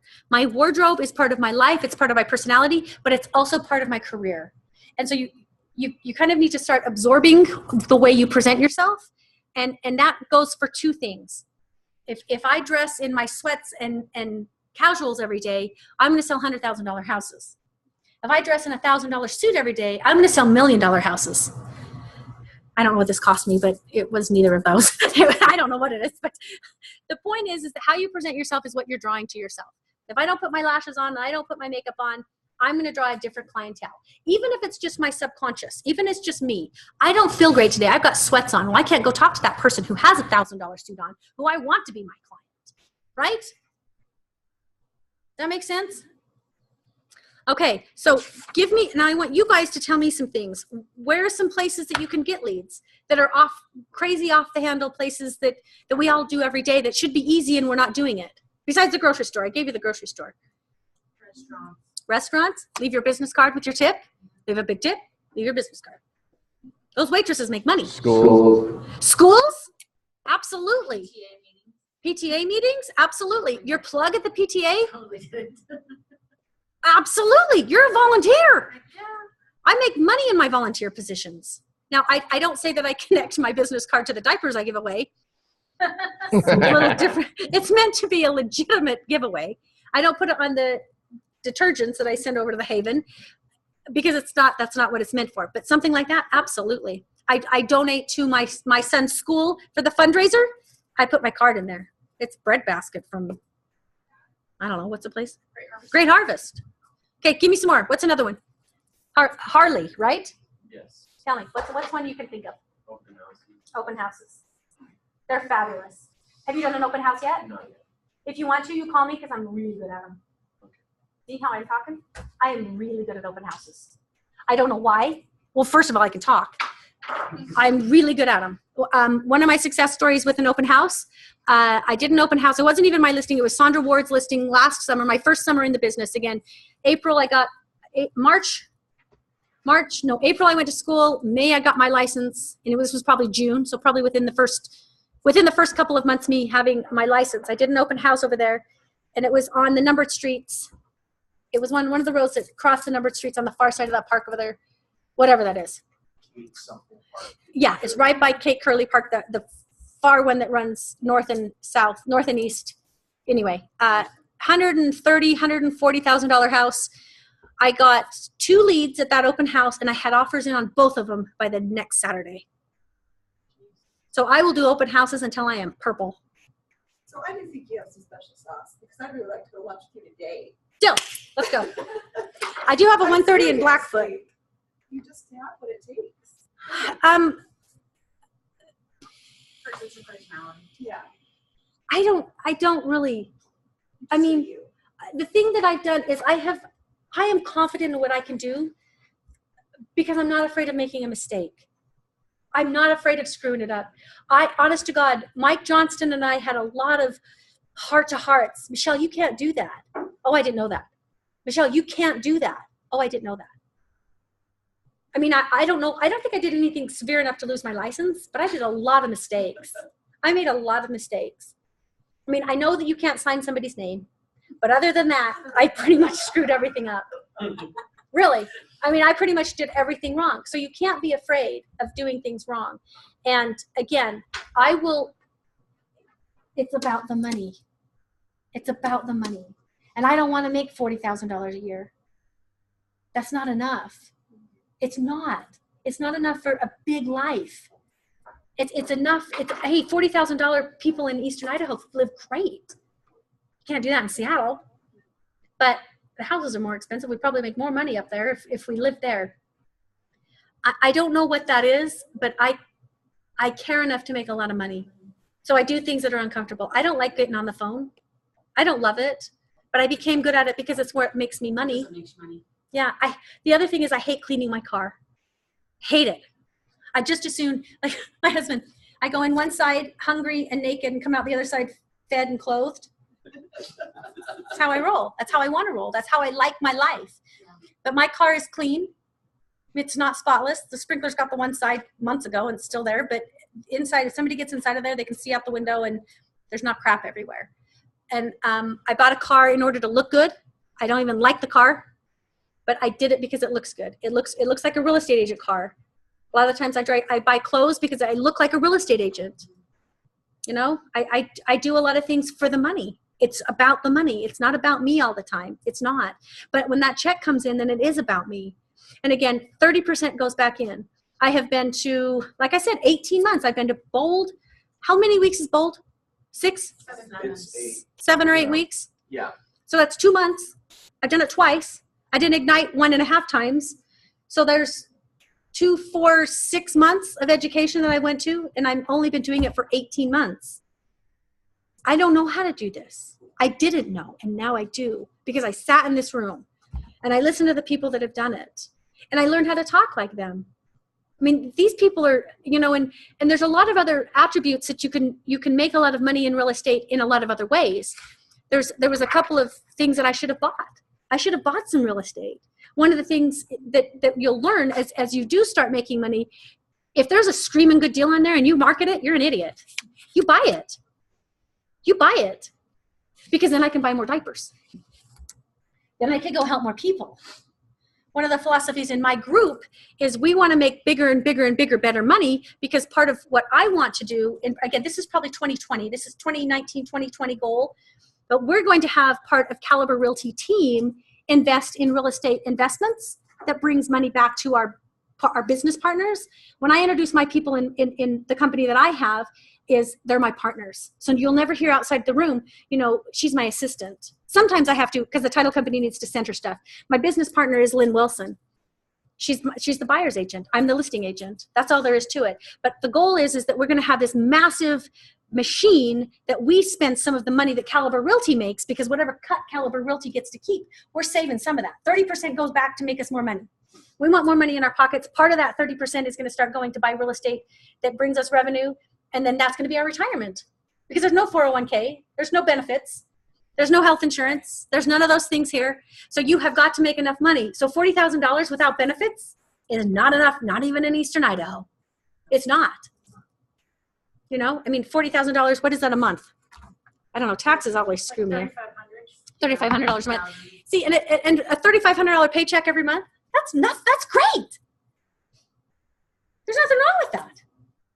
But get out of my way or get really good at it. Because that's the glitch that we have in Eastern Idaho, is that people are out there trying to do a few deals. And then they don't know what they're doing. And then they screw it up. They make a big difference. They do something bad. And then that affects our reputation. We all impact each other's reputations. You hear that a lot. Yeah. And I promise you, I will do my very best to give you all a good reputation. And I expect you guys to do that for me. Right? Right? Can I ask you how old you are? 21. 21. You're going to love this. Can you talk? Yeah. A lot? There you go. I'm working on it. There you go. Good answer. Good answer. Okay, so tell me something else. Where's another place we can just bump into leads and do some prospecting without even knowing? The gym. That was yours. And you can wear, like, one of these days. When we I'm master, gonna put a yes. logo on one of my shirts.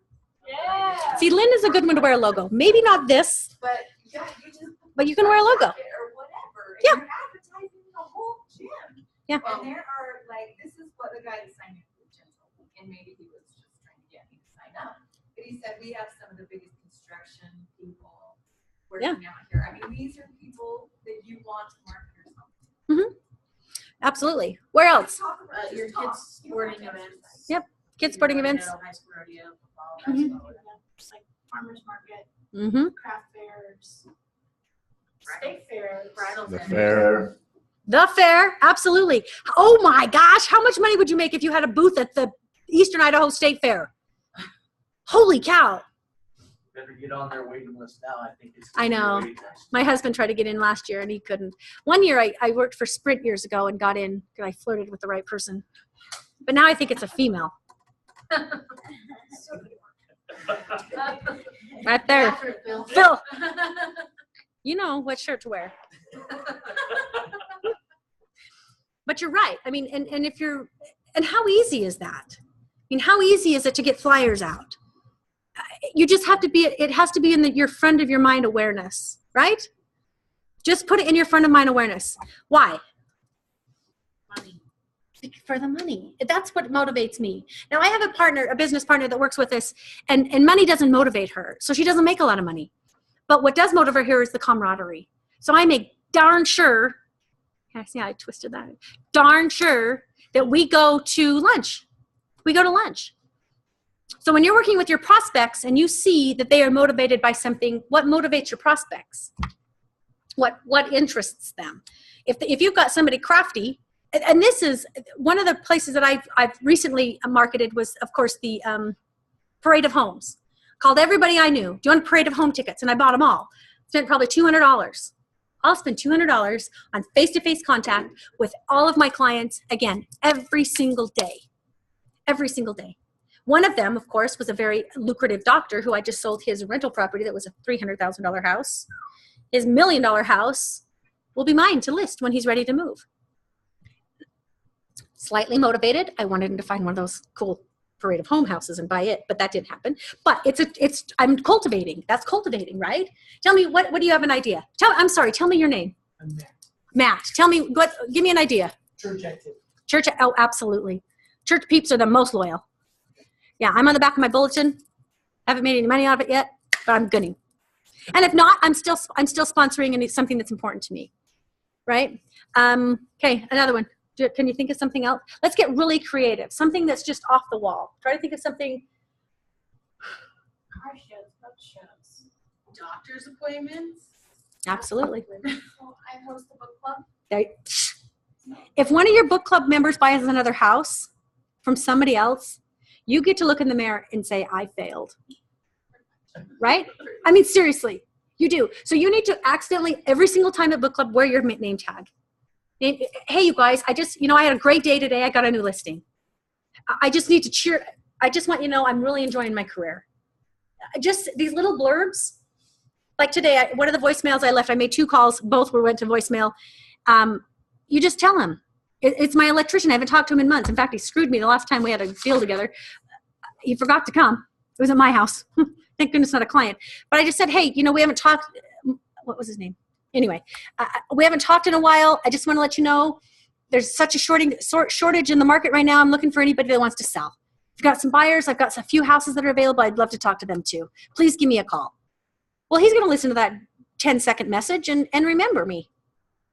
But it's not a text. My voice is more important. Texting is second. I always recommend trying to do both. If you get a voicemail and you send a text, that's great. But again, you're slowing yourself down. The fastest is that land voice. Just get out there because there's different energy with each prospect, and you want to get the ones with the most energy. One thing I can't speak for other carriers, but I know Verizon has an app, Message Plus, it's kind of their default texting app. But you can also put that on your computer.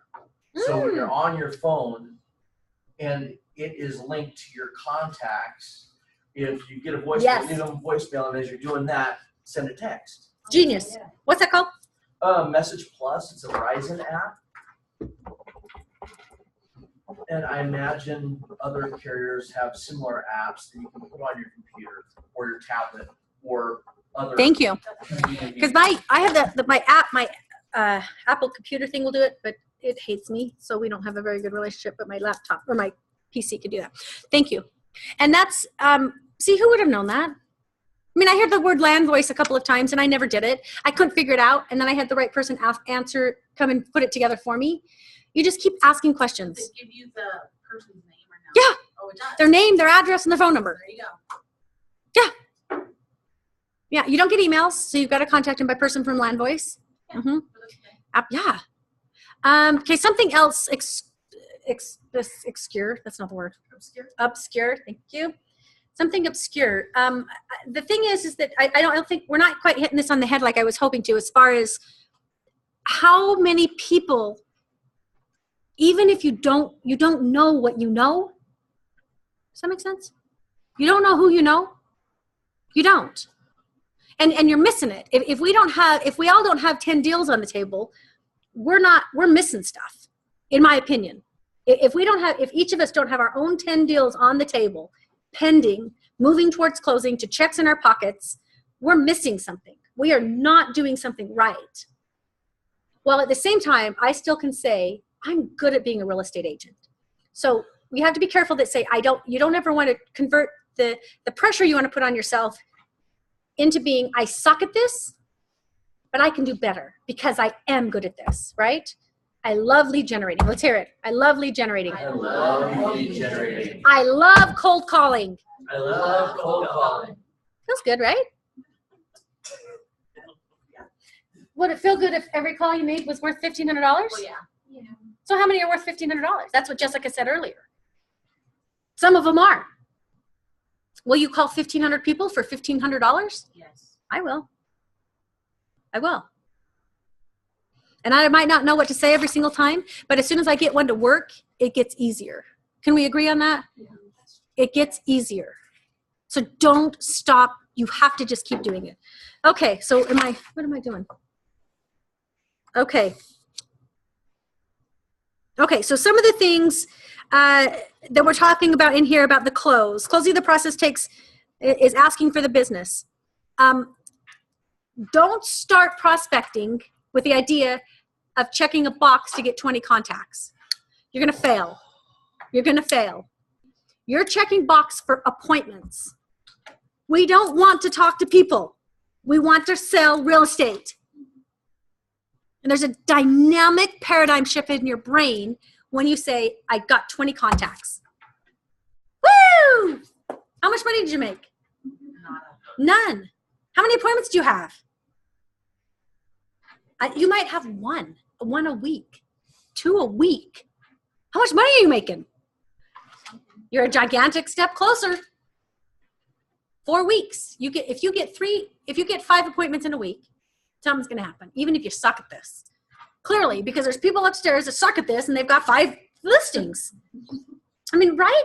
We don't have to have statistics to tell us that. We just can look, your apps on the app, on the Navica app, you can look up who has what going on as far as their listings. It doesn't tell you the pendings, but it tells you the listings, right? Did you guys all know that? Did you know that? Do you have the Navica app? No. Yes. You've got to get the Navica app. Awesome. Get it. Just write that down and we'll talk again about that later if you want to stop by. Tell me how to do that. It's just at the bottom. It says members. You click the members button. You can look up any person. Don't look me up. I don't have any listings right now. I'm totally with You you. close them all. Close them all. I didn't know Pretty what much. that members button did. Yeah, members button. And then it has a little red light and you touch it. It's always fun to look up gyms. It's very motivating. Very motivating. Oh, and hey, let me ask you this. Does anybody know what Jim Windmiller's voice sounds like? No. Okay, let's look him up. Let's see how many. So I'm up here talking like a freaking crazy woman. Jim Windmiller. I think I have 3 listings right now. Oh, well, a couple of them are pending. Right. So Jim Windmiller, how many listings? 180, 200, 250? Way over 100. Way over 100 listings. And nobody knows what his voice sounds like in here. I mean, we might know what it sounds like. 120. 120 listings. I've talked to him once, and it was briefly during Active. the meeting. Active, that's not pending. That should be both. It should be both. Okay. So my point is that, I mean, what you just mentioned is that I've got some charisma that seems to be very attractive. I mean, yeah, because I can talk to a post. You're very welcome. I've got 3 active listings, and I can do this. Jim Windmiller, who very well you might have more in common with, has got 125 listings. And he won't stand up here and cheerlead and wave his arms and be crazy like I am doing. So I don't have the perfect diagnosis to be a spectacular real estate agent. But again, last month I had a shitload of money in my account because of what I do. And I'd love to see his bank account. I mean, really. I mean, just put that in our brains. And again, I've got this. Jim's got something else. Look at Mike Hicks. Look at Sean Anderson. Brett Magleby. You all want to look at. Oh, this is recorded. They're not gonna watch What Dave, say, Michele? Dave Nelson. Everybody wants to look at Dave Nelson. He's great at what he does, and he's beautiful. Right? I mean, there's just and nobody. I don't see when I sat in the chairs and I was learning how to do this at the very first time, and I'm still learning, so don't misunderstand that. But there's no commonality for all of the successful people. Well, 'cause we're diverse. Everybody's different. That's what keeps Mhm. everybody's hardworking is there for all of us. Hardworking, Right. money motivated, and hardworking. I'm honest. Maybe, but I'm not necessarily fearless. I think honest. I think Honest. trustworthy. I think trustworthy is a big thing. Mhm. You hear that a lot. Mhm. That a lot of realtors. Yeah, they're not, and I've had dealings with those that aren't, So have I. and it's Yeah. miserable. and they're still making money. I know. So we need to Because save our why? client. How? We need to save their client. I Right. agree. What were you gonna say? I watched a TED Talks video the other day, Mhm. and this woman has done studies in all these schools and all these universities and all these different careers of what makes people stay in that career or stay with what their goals were for the long term, and what attributes that they had, even though their personalities are different, they come from different backgrounds and make different money, but what was the commonality? And their conclusion was that it's grit. It's just pushing through the hard times to Right. to really have your goals so solidified that nothing's going to shake you, Mhm. and just push through the crap. Right. Well, and let me tell you this.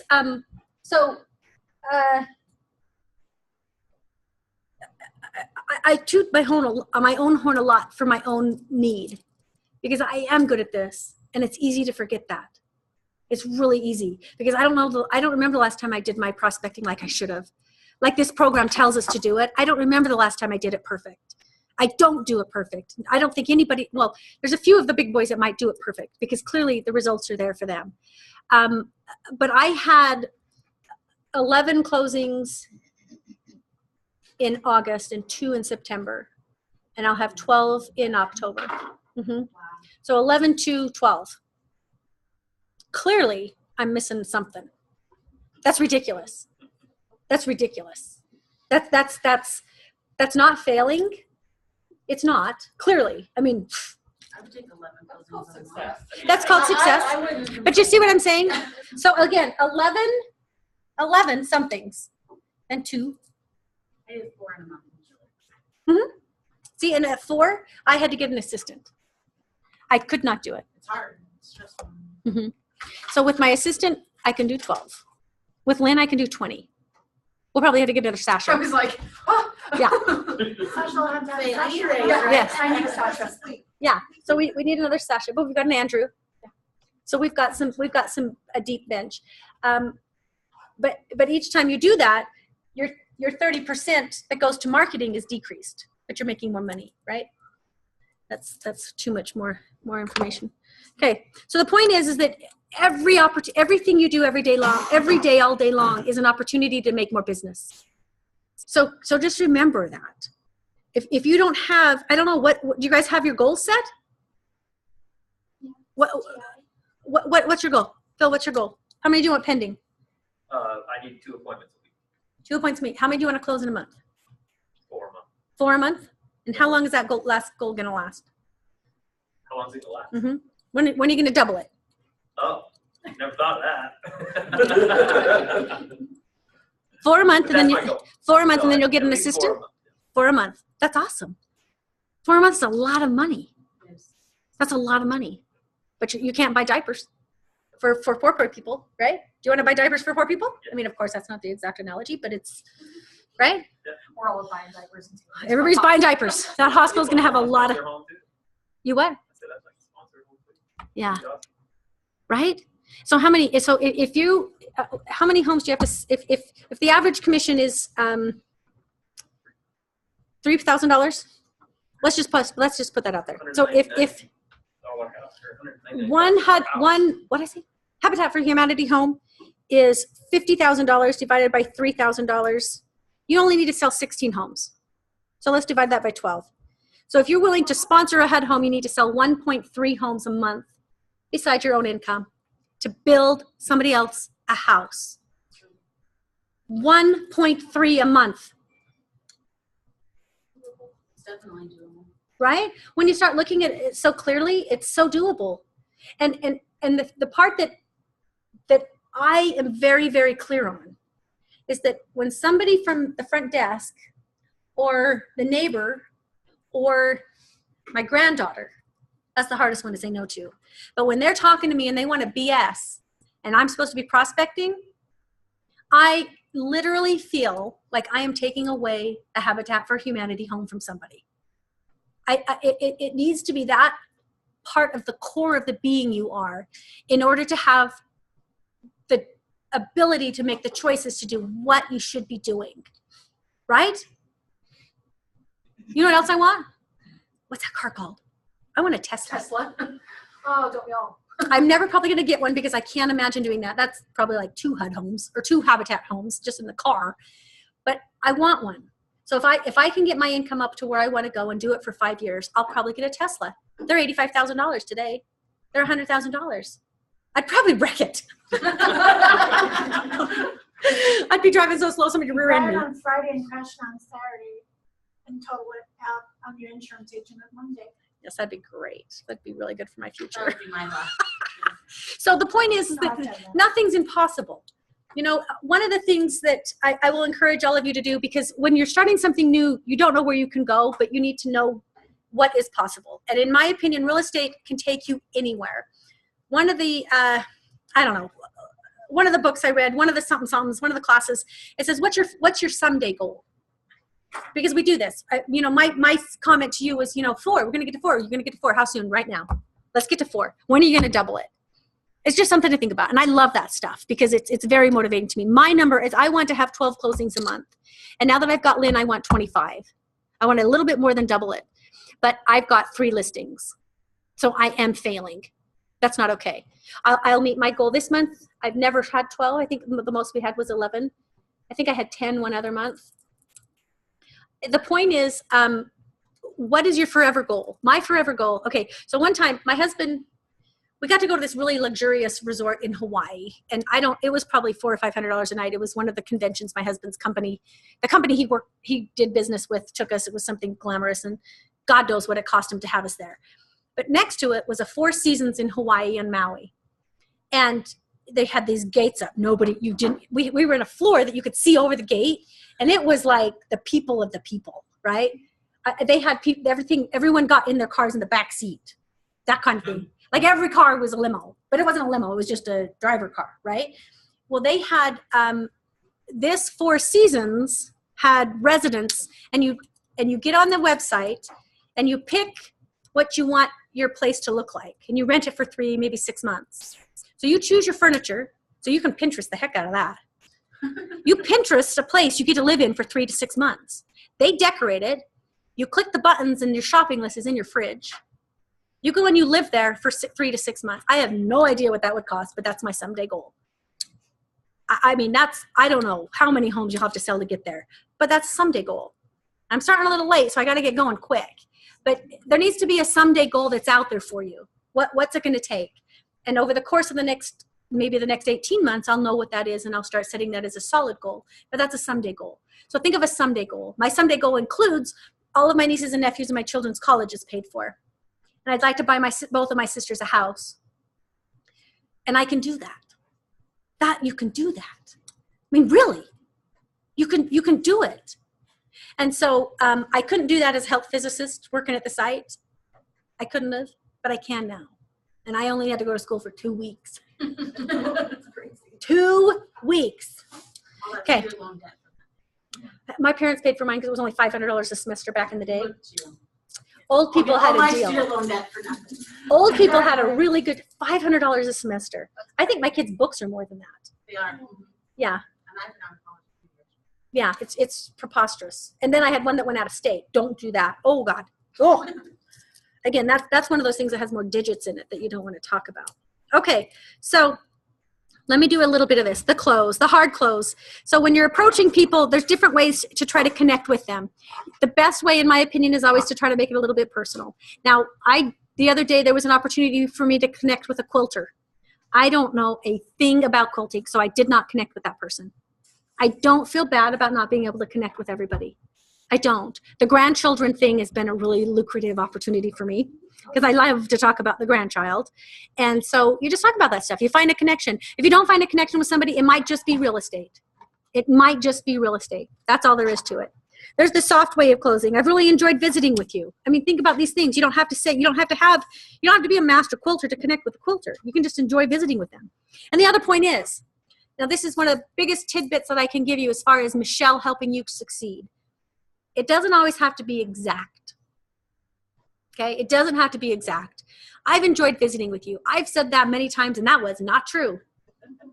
That was not true. But that person is $1,500 to me. That person is I just closed 2 deals this week. Brothers, nuts as freaking bag of crazy nuts. Crazy people. And I made $4,000, $5,000, $6,000 on these people. I did not enjoy them. But I worked hard for them. And their contracts, they went well. They both had to have septic system inspections. And I made darn sure that inspection was done right. I didn't like them. I didn't care if they drank bad water. I made sure the water was clean. That's my job. Okay? So you don't have to like everybody. Don't misunderstand that. It's still an opportunity. It's still a client. It's still money for you. Okay? The direct close. Can we meet today? Can we meet today? Let me hear you. Can we meet today? Can we meet today? Nope, I'm busy. Okay, how about tomorrow? Nope, great. How about the next day? Nope, I'm busy. Okay, how about next Tuesday? Nope, I'm busy. Okay, how about day after Halloween? Nope, I'm busy. Okay, how about January 2nd? I can do January 2nd. Deal, let's go. That person's going to buy a house, right? Don't miss it. Keep bugging them. If they're on the phone wanting to talk to you for any reason, keep talking to them until you get what they want. You get what they want. They want the house, you get it. You get the money, okay? Indirect close. Would it be okay if I got you some more information and brought it to your house? Then we can talk about it. That's an indirect close, okay? The trial close. I think you would agree that we have gone over enough today and we should set up a meeting. Something like that, right? How easy is that? You know, there's not many homes in the market right now, but there are some opportunities for you with 3-bedroom, 2-bath homes in your budget. Sounds like we've gone over enough information today. How about we sit down and visit?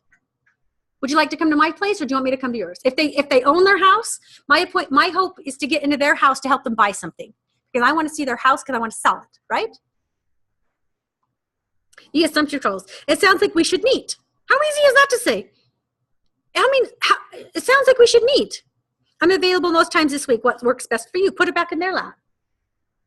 Put it back in their lap. And if the time that works for them, you're booked, don't jump backwards. Don't try to kill yourself for a vague appointment. Now, if they've got $1 million house, it's different. But you know, you've got to quantify different things. Okay.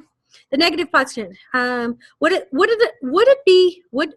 you be offended if I asked if we could go meet and go over this? I don't really like that one personally. Would you be offended? I think that gives them an opportunity to jump. So be offended. I don't like that one. I didn't think about being offended until you asked. Yeah. Well, Now I'm pissed. Yeah. Yeah, it's kind of offensive. I don't want to do this crap. And if you ask the question in a more optimistic light, to me, it just gives them a more optimistic tone in their own brain. One way of positioning something might be, would it be of value to you if... Love it. And just say, you know, Mm-hmm. to have this information or that information or know what's out there.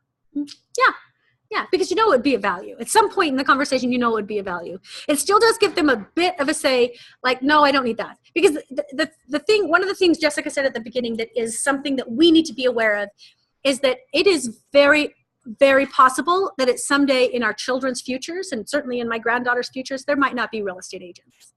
I mean, let's be realistic. We could be, in my opinion, if anybody's going to save us from that, it's going to be Gary Keller.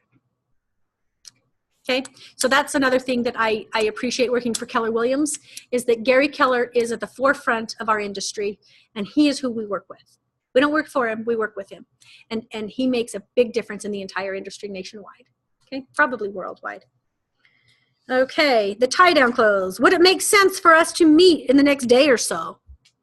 Sometimes they'll say no. I kind of like that one, because if you can't feel them out and you don't know if they're talking, I don't need to meet with them if they want to buy in 2 years. They're wasting my time. I want to meet with somebody and have a sit down with somebody who's thinking 30 to 60 days or less, of course, right? So I don't want to meet with somebody, but I'm going to stay in contact with them on the phone and with Facebook and with Twittering and with whatever else there is. Okay. What works? And there's all these different closes here. This is on page, I don't know what page this is on for you guys, page 20. I do recommend you look at those, because when you don't know what to say, put these on flashcards and put them in front of you when you're prospecting. It sounds like we need to meet, and don't give them a chance to say no. I don't like giving them a chance to say no. I don't like my close to be a question. Okay, so let's get together tomorrow at 2, Friday at 4. And you need to make sure that you're leading them down a scheduled appointment time that is not during your prospect time. Okay?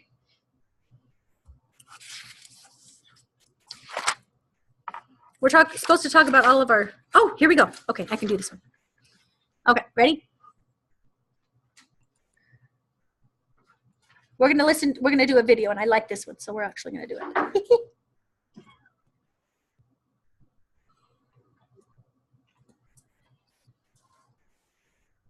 Lead generation is your #1 job. You have started by calling your Mets, your sphere of influence. You have even reached out via social media. But what do you do when you run out of contacts? Where can you find more leads? There are many places you can find additional prospecting opportunities. Think about your children's sporting events or activities. And don't forget about your own organizations and clubs. Your children's school or PTA would be an excellent source for contacts. See, we're way beyond this. Your place of worship. Even your mechanic. They rely on referrals for their business just like you do. Using these and other sources for prospecting opportunities will lead to more contacts and referrals that will grow your business. More contacts and referrals will lead to more appointments, listings, and closings. This will help you meet and exceed your goals. Okay, so we kind of already went all over that, so maybe I'm off track, which is the way I do things. Okay. So again, I think we've kind of gone over that. I kind of should have done that before. So the ahas for me in that situation is, if I don't have enough of what I want, it's because I'm just missing out on some easy things. It doesn't have to, all of your business doesn't need to come from prospecting on the phone. It doesn't have to. So when we feel a bit of like chest pressure when it's time to make our phone calls, you also need to know that you've got to be working other avenues as well, besides the phone prospecting. There's just all of these other opportunities out there for us to make money on. Oh dear.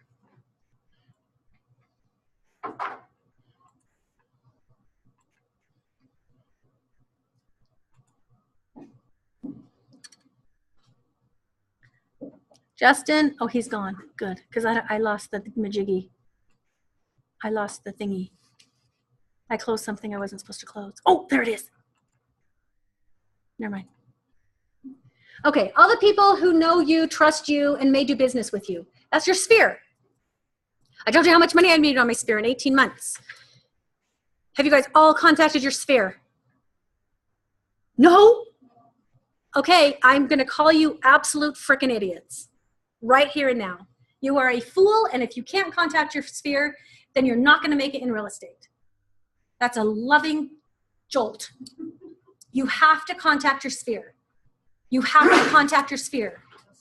You have to. It's not negotiable. It's not negotiable. You have to do it. People out there that want you to succeed, are buying and selling houses. And if you're not taking it, they're going to give it to me. I'm going to go buy diapers. Okay? But it'd be nice if you could buy diapers. Some of it. I'm gonna say the whole. Do it. You've got to get them on. Don't let one of those bad boys go through. Not one of them. You can't. Every single person in your phone list, I've got people I didn't remember. Now, I will tell you what I have done in the past is if I do feel intimidated by a circumstance, I have actually some relatives that I have very bad relationships with. I don't think that they would care if I was in real estate, but they are still my influence. They are still my sphere of influence. So I send them texts. And I'll send them texts maybe every couple of months, and I put it on my to-do list. So I reach out to these people that don't like me. I mean, really, they don't like me. Let me tell you real quick, okay? This is just a real quick, fast story. Sandra tells me every new agent's worth 3 deals, 3 transactions, and then they got to go to work. Well, I'm at a -2 because I had 2 friends just totally go the opposite direction right away. So I'm a little gun shy for that reason. So and this is great class to get me over the being gun shy. So that's where I'm at. And those types of situations too with relatives. Right. Right. You learn to develop super thick skin. Yeah. Well, I can very much. I can respect that. And the other thing that you will know that has been very hard for me as well is exactly that. We had 2 pending last week that both fell off. So I have this big board in my office, and that's where my ego comes from because I have people on there that are pending. Well, I had to erase 2 of them. Yeah. And that they were going to be my closings for next month. So right now I have 1 pending for next month, We have 2 pending for next month, and my goal is 12, 11, 12. Okay. So I lost 50% of my business for November in 1 day. And so there's a lot of that in this industry. There's a lot of it. And again, that was probably $6,000 in my pocket, in my possession, like mine. I had done the work. I had shown the houses. I had got it pending. Makes you sick. And the funding went to crap. That's got to be another lesson. You need to have a lender that loves you and trust and that will work hard for you, because I've had and there's a bank. Oh my gosh, can I pause the recording? There is a couple of banks that you need to come to my office, and I'll tell you in person. I'm not going to say it on the recorded line, but there are a couple of banks. I've got pre-qual letters, and I'll be damned if by the time we go to get them qualified, they're not. So I've spent my weekend. Day of closing. Nope, I've never gone. You can't. Yeah, and you can't let that soak you down. It can, and it's horrible. But you've got to do your due diligence on the front end. Crap can happen, but it's very far and few between. But you need to account. I mean, 1 of 10 is the minimum. Do you guys know how many of your? The other day, Dave Nelson said 13% of his go to crap. Do you guys know what your number is? I mean, how many you get pending and then you lose them off the board? We don't keep crap numbers. Yeah. Right. That's a good point. I don't think we've ever talked about that. Yeah. The thing is that who cares? But I have to care just a little bit, because I need to remember that if I have 9 good opportunities out of every 10, but I'm still going to have 1 crappy one. But so if you're, I focused on the -2. Yeah. And I realized that. Yeah. But it took me. Well, and I'll tell you, one of the most spiritual, wonderful people I've ever known in my life told me this, and I took it to heart, and I put it another way. You can pray for somebody's happy death.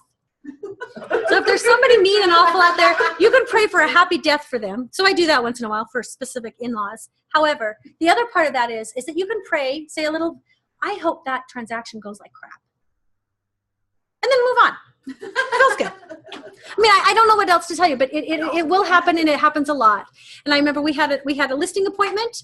We didn't get the listing, and it was one of my business partner's niece that she's lent money to in the past. She chose another frickin' agent because they were going through a divorce. There's all this crap in there. We brought an offer on the house.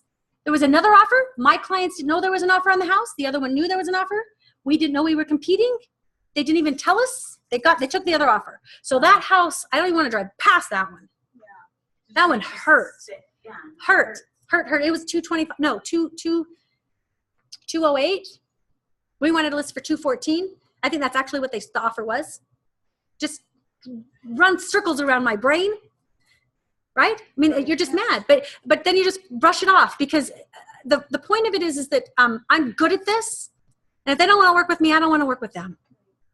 Really, I don't want to work with them. You know, and then it's also motivating for me, because there is some competitive in you, whether you want it to be or not. Try to pull it out, and by saying, you know what I'm going to do is, because my in-laws, my mother-in-law and father-in-law, did not list their house with me. Oh my. So you have no idea how hard I'm marketing to get listings next to their house, because when I do get one, it is going to be the biggest sign with lights on it. Yeah. And my picture is going to probably be an 8x10 poster with some neon, and I might even get one of those lights that you're like circling that goes in the sky. Maybe you can get like a projector and project your for sale sign on the house like at night. So it lights up all the street. I'm going to do it. And I'm going to do an open house there 3 days a week. Probably from 9 to 5. Yes. There's been a couple that I thought, oh, dang, I thought I had it. Yeah. And I realized, you know what? As time goes on, I think about it. Might have been a big blessing. Yes. That I didn't have to work with them. Yes. And occasionally, I heard one even say this right in the beginning, and it made me look at things differently. Like you say, there's enough business in town for everybody. Yes. And there truly is. Yes. But also, every now and again, something will happen, and I'll think maybe God needed to be there. Yeah. And if I can look at it that Yes. way, I don't take it as offense. You know what? Maybe someone else needed that. Somebody else needed that. Right. You know, Right. I'm going to do my part. I'm going to work hard, and I'm going to focus. But if something else happens, well, maybe it was a blessing that I don't have to deal with them. I probably would have wanted to fire them. Yep. And maybe they needed Yeah. to be too. Yep, absolutely. And that's very, very beautiful. That's very much better than me saying, please let the deal go to crap. Amen. Well, I wasn't trying to. That sometimes works too, though. I haven't caused a deal to go to crap, but I've had them go to crap. So I don't know how that works, but but you just got to keep moving forward, because again, every day of every month that you don't do what you're supposed to do means you don't get a paycheck the next month. So today I have an appointment. I might get paid in 4 weeks, right? Today I have an appointment and I might get paid in 4 weeks. And I wake up thinking, how can I get paid in November? Every month, every day of October, how can I get paid in November? And I put it in my mind, because it's so far out, that I need to work damn hard today to get that money. But the other side of that is that when we go to play, I take a lot of trips, because when I'm home, because I do try to stay connected with all of these opportunities, whether it's the PTA, whether it's the craft fair, or the football game, or the scouts. My son does scouts. I'm on like this. I'm on. I want to be on as much as I can. But when I go home, there's lots of times I don't have my phone on all the time. You have to have some boundaries. I would like to interject some working out, like that woman in the back keeps talking about. Yeah, I really would like to get some other good habits into my life. But yes, I agree with you. You need that It's balance. a right job. You need holding me accountable. Amen. So, okay, so I think we've beaten the sphere of influence. I like this slide. Oh, is there a slide on this? Let's see. Fill out your sphere of influence. Okay, do you guys have a sheet in your thingy that has a bunch of boxes on it that you fill out your sphere of influence? Let's pull that out and let's just do that for a few minutes. Are we supposed to be done at 12? Okay, 5 minutes. We're gonna have a race. Okay, I don't have anything to give you, but we're gonna race. Whoever can get the most names in their sphere of influence, and I want you to first put down the ones you haven't contacted. You don't get the contact. I don't get contact for the ones that I've made money on. Okay, no, none of that. I want the ones that you have not contacted. So dig deep into what you know. I mean, you can go back to high school. Think about it. Who?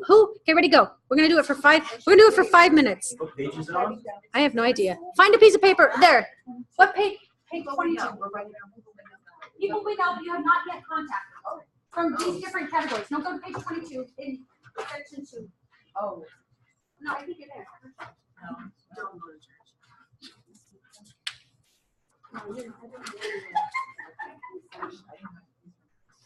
They're in, this is week 3. Anyway, here you go.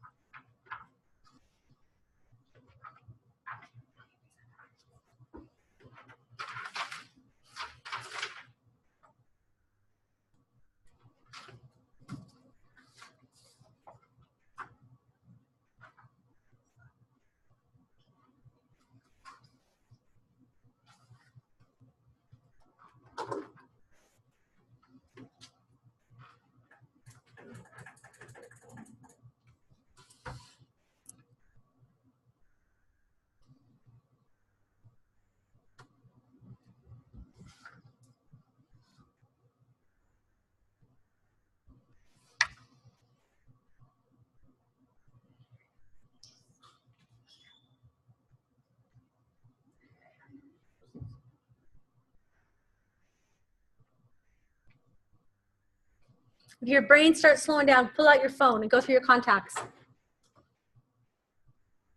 Pull out your Facebook and look at your friends. And if you think they're not a sphere influence, if they're on your phone, you're wrong.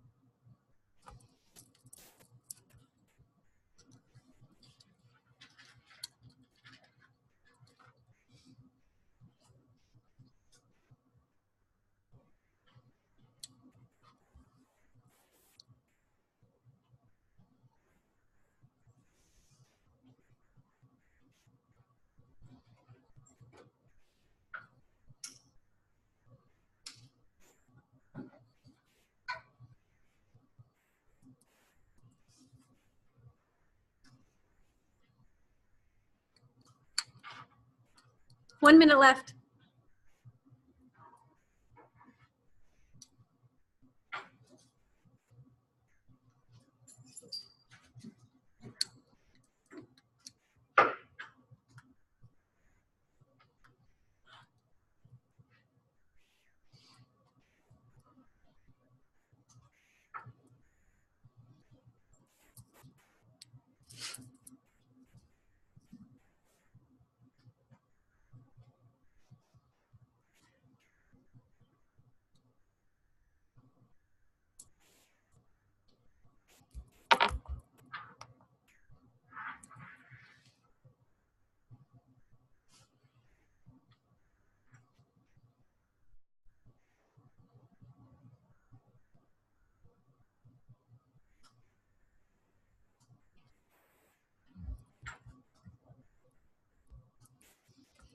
Okay. Who's got the most? Count them up. How many do you have? Who's got 20? Who's got 25? I got 16. 16. Are they all millionaires? 47. No. Mine either. How many? 47. 47? Anybody beat 47? 38. Okay. Anybody beat 47? You should have beat 47. Sorry. Just kidding. It's too much pressure. 47. That was a lot of pressure. You've got 60? There you go. Because I'm a large group, I can put all of them together. But they each individually buy homes? 60. Attorneys are, Oh my gosh, are you kidding me? Attorneys? I used to be a paralegal. The only time the first house I bought was after my divorce. I mean, I don't know that they're all family law doctors, but attorneys are an excellent source. Start sending them letters. There you go. There you go. Hey, and I've got stamps up here. There's no excuse not to mail those.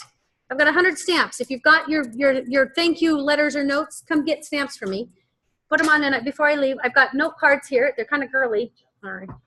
They're very girly, actually. But I've got note cards. You guys can take some of those and just get them done today. Okay, so you're supposed to do 3 a day. How many are you supposed to do? 10 a day. 10 a day? Your 10 a day can be, you've got 4 days worth of people. You've got 6 days worth of thank you, of hey, I'm awesome. I love what I'm doing. And I say that to every client. Okay, something that I want to share with you. I need to write this as a script because it has really, really worked well for me. Hi, my name is Michele Robison. I'm with Caliber Realty at Keller Williams. I'm a real estate agent and I would love to earn your business. I would love to earn your business because part of what goes on in a real estate transaction is that you work for them. When they sign that document, they have accepted you as their employee. Okay, because you work for them. You have obligations to them. You need to treat that client like they're your boss. However, you're in charge, right? Can you wrap your mind around that? Does that make sense? That means a lot to me because a lot of people, especially the lower buyers, Lynn taught me this, her sister's in real estate, but the people that are at $100,000 price point are usually told what to do every day. And they want to tell somebody else what to do when they buy their house. So just love them through it and help them. You know, they want the shingles fixed that they didn't ask for in the inspection. You can explain to them, gosh, I wish we would have noticed that before. Shoot. Let's run over to Home Depot together and buy you some shingles. And as soon as you own this house, you can get up there and fix it yourself. Won't that feel good? Sure. I mean, you've got to get around those things and you've got to be very creative, okay? And if you need somebody to help you be creative, I'm really good at that, so call me. Does everybody have, here, oh God. Will you do me a favor, Sasha, and just run up and grab me this many cards and give everybody one for me? Cards? Business cards, yeah.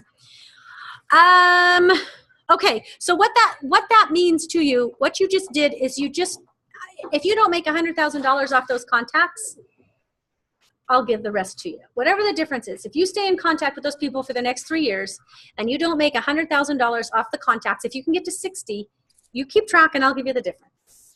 That's how confident I am in that is where your money will come from. Now, you might not sell it to the 60 people on there, but you might sell it to their neighbor. You might sell it to the person they see at the gym. You might sell it to somebody they meet in the parking lot. You might sell it to somebody one of your sphere meets at a craft show. Do you understand what I'm saying here? I mean, remember when they used to have that, you guys are all too young. They used to have this commercial where you said if they tell 2 people and they tell 2 people and it was like washing your hair with Head and Shoulders. Was that what it was? Right? And it goes on. They tell 2 people and they tell 2 people and they tell 2 people. You've got 120 people if they all tell 2 people. Oh my God. What's 180 because you've got them and they tell 2 people, that's 180. Right? Yeah, and most attorneys are part of a group or a collaborative effort, and they have spouses, children, grandchildren, ex-spouses that they want to damn like a really bad house. I'm telling you, leverage is leverage. Let's call it what it is. What is this challenge one more time? If you can come up with 60 sphere people, and you stay in contact with them regularly, like Ignite tells you to do, by doing your thank you notes and your calls. You put them on an 8x8 and then 32 touches a year. All 60, if you can get 60 people. If you don't make $100,000 off those people in 3 years, I'll pay the difference. I'll give you the difference. Now, the glitch to that is, there's no question. There is no question in my mind. I don't care if you come up with 60 people that live in poverty. You come up with 60 people that live in poverty. You contact them regularly. You do an 8x8. You do a 33 touch. Now it's 36 maybe. I don't know. That number changed. You follow the philosophy. You will make $100,000. And I'm giving me 3 years.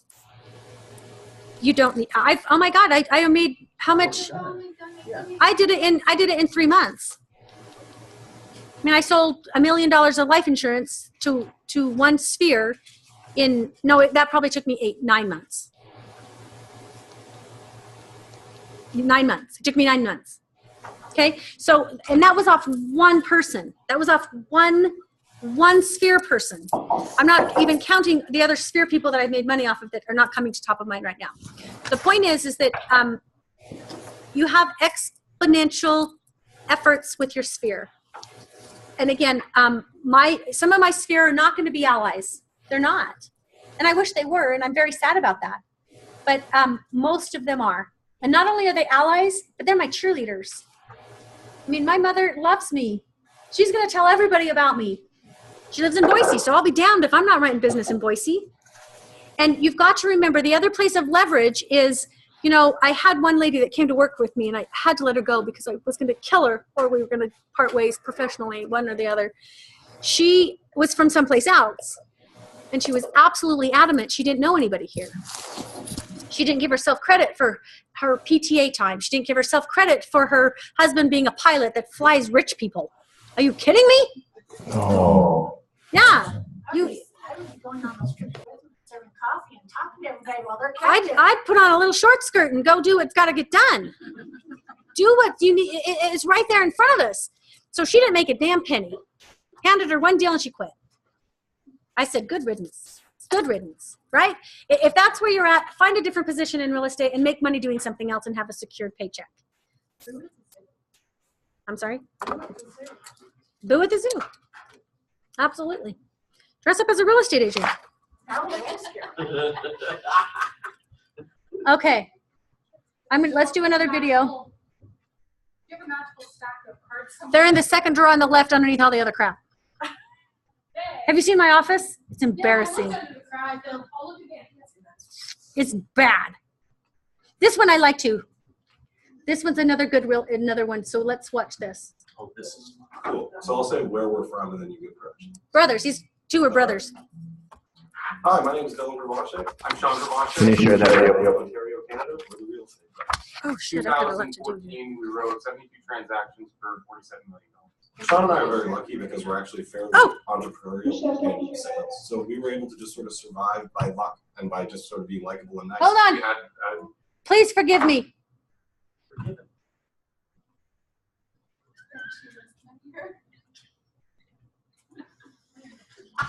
What am I doing? Okay, here you go. Can you guys see it now? Kim, can you see it? Yes, I can. Okay, sorry. Thank you for saying that. Absolutely. Oh God, now I broke it.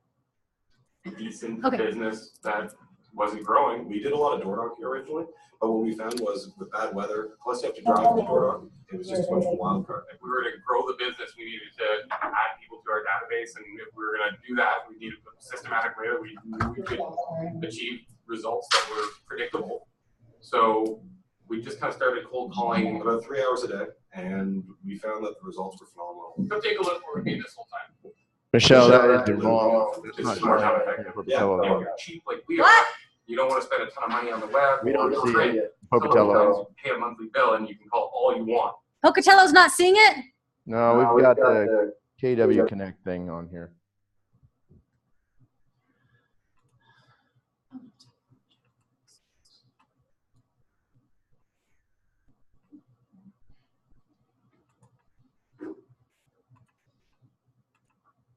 Can you see it now? Well, we got the Zoom Cloud sign in.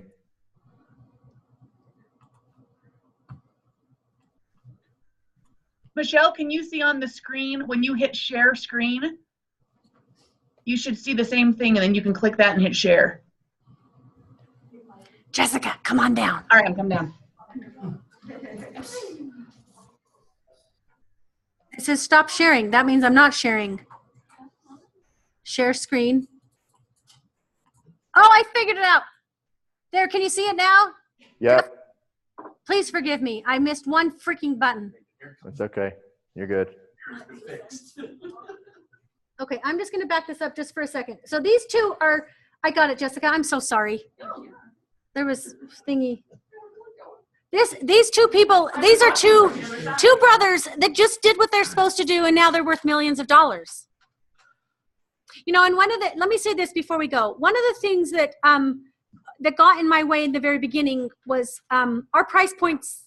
When I started, it was $165, and now it's $205 or something. I've been doing it for 18 months. What's the difference between that? So each. Let me just see. 4,500, $5,000. Five. Well, let's see. Hold on. So if it was 165, now it's 205. The difference is $40,000, 0.03. On every single transaction in 18 months, I make $1,200 more than I did. In 18 months. So my point is that I just, as you guys that you, I know you can't see me, but people told me you can't, you have cheap houses. You can't make a lot of money here. Well, I told you what I deposited last month. Somebody lied to me. Because they were wrong, and I proved it. I'm going to prove it again this month. I don't know what big money is to everybody else, but I'm making big money because I'm doing what they told me to do. That's all there is to it. Whenever you go into somewhere else, you go to a conference, like my kid goes and meets the top 100 in the company. He gets in a room with the top 100 agents of Keller Williams, and he does 550 units. And he's making, you know, and that's for $60 million or something in volume, $40 million, something like that. And they just all are like, oh, you are just, because they do 550 units, and that's something like $150 million of volume. And everybody gets paid on commission on volume, right? So it always, it feels, but then he says, but guess what? I can buy the house you have for $400,000 and you paid $6 million. Mm-hmm. So, you know, that switch cost, Yeah. people think like, holy crap, you don't have hardly anything, but it works itself out because housing is our business. Yeah, and I love it because my house is, I love my house, I love where I'm at, and I don't overspend it, and I get to go on vacations. I don't want to go someplace where I don't want to live in LA, where the house that I live in now would be millions of dollars. And I wouldn't get the 5 acres that I've got for millions of dollars. I couldn't even get what I wanted. Mm-hmm. And they're ugly. I mean, it's all about units. It is. Always all about units. You don't ever get wrapped up in the volume. Yeah. Agents do because that's how commission is based. It's units.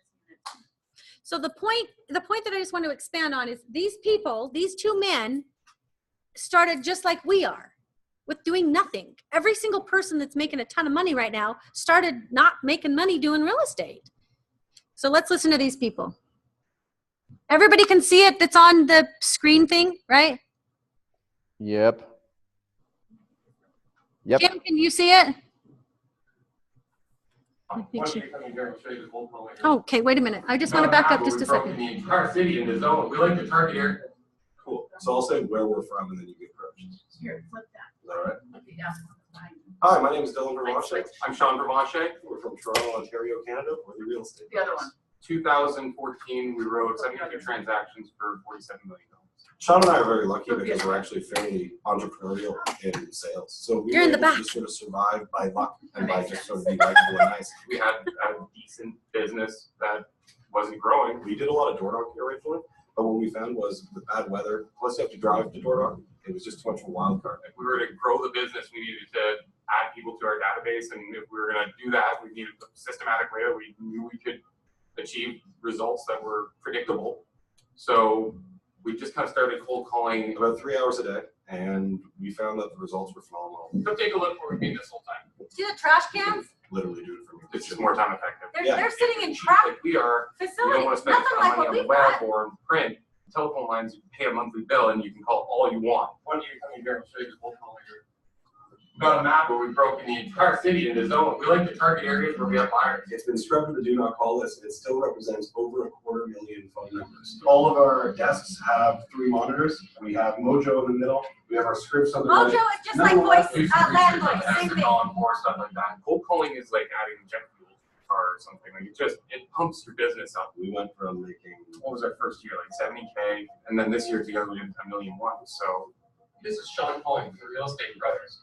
You know what, I'm so sorry about these today, but I just noticed that you have to treat cold calling as though it's an appointment. If you don't prioritize it, things will always find their way in and block you from being able to do it. It's the most important thing you can do for your business. Absolutely most important, and you have to quantify it as well. The goal 100 contacts a week is a really, really cool way to set a bar. To set a bar and get started and stay to it, whatever your decision. I was just wondering, was there any change in your plans? You still thinking this straight, get it on the run? You can't think today was a bad cold calling day because today doesn't matter. What matters is what you accomplish in a year. And if you just keep adding people to your database and systematically follow up with them and take care of the people who you work for, you'll do great. You're not always going to have great success every day, but it's by doing it every day that you have great success. I love We're that. going to be in the neighborhood for the next 2 weeks giving free evaluations. You know what I'd love to do? I'll say too that one thing that we were afraid of, and I think everyone is just the rejection side of things. People being mean, on the phone, and rude. We have this saying with our team that you're either part of our future or part of our past, and either way it's fine.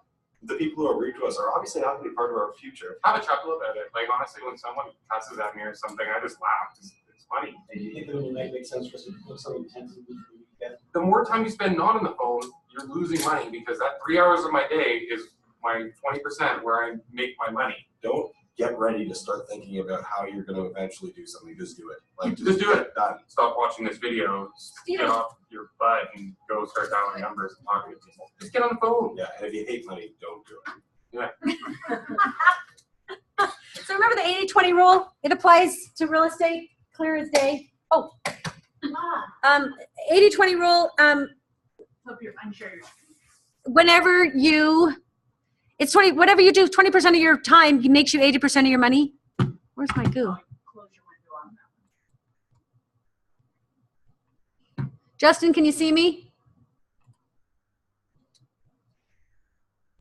Yes, ma'am. Thank you. Okay. Okay, so I appreciate that video because again, we want to just watch and look at people that are doing what we want to get, right? I mean, that's why I get to stand up here is because I'm doing something that you guys want to get. And I'm telling you, and I will always tell you, we'll go to lunch. I'll buy lunch. Call me. I'll sit and I will share every secret I've ever learned with any of you.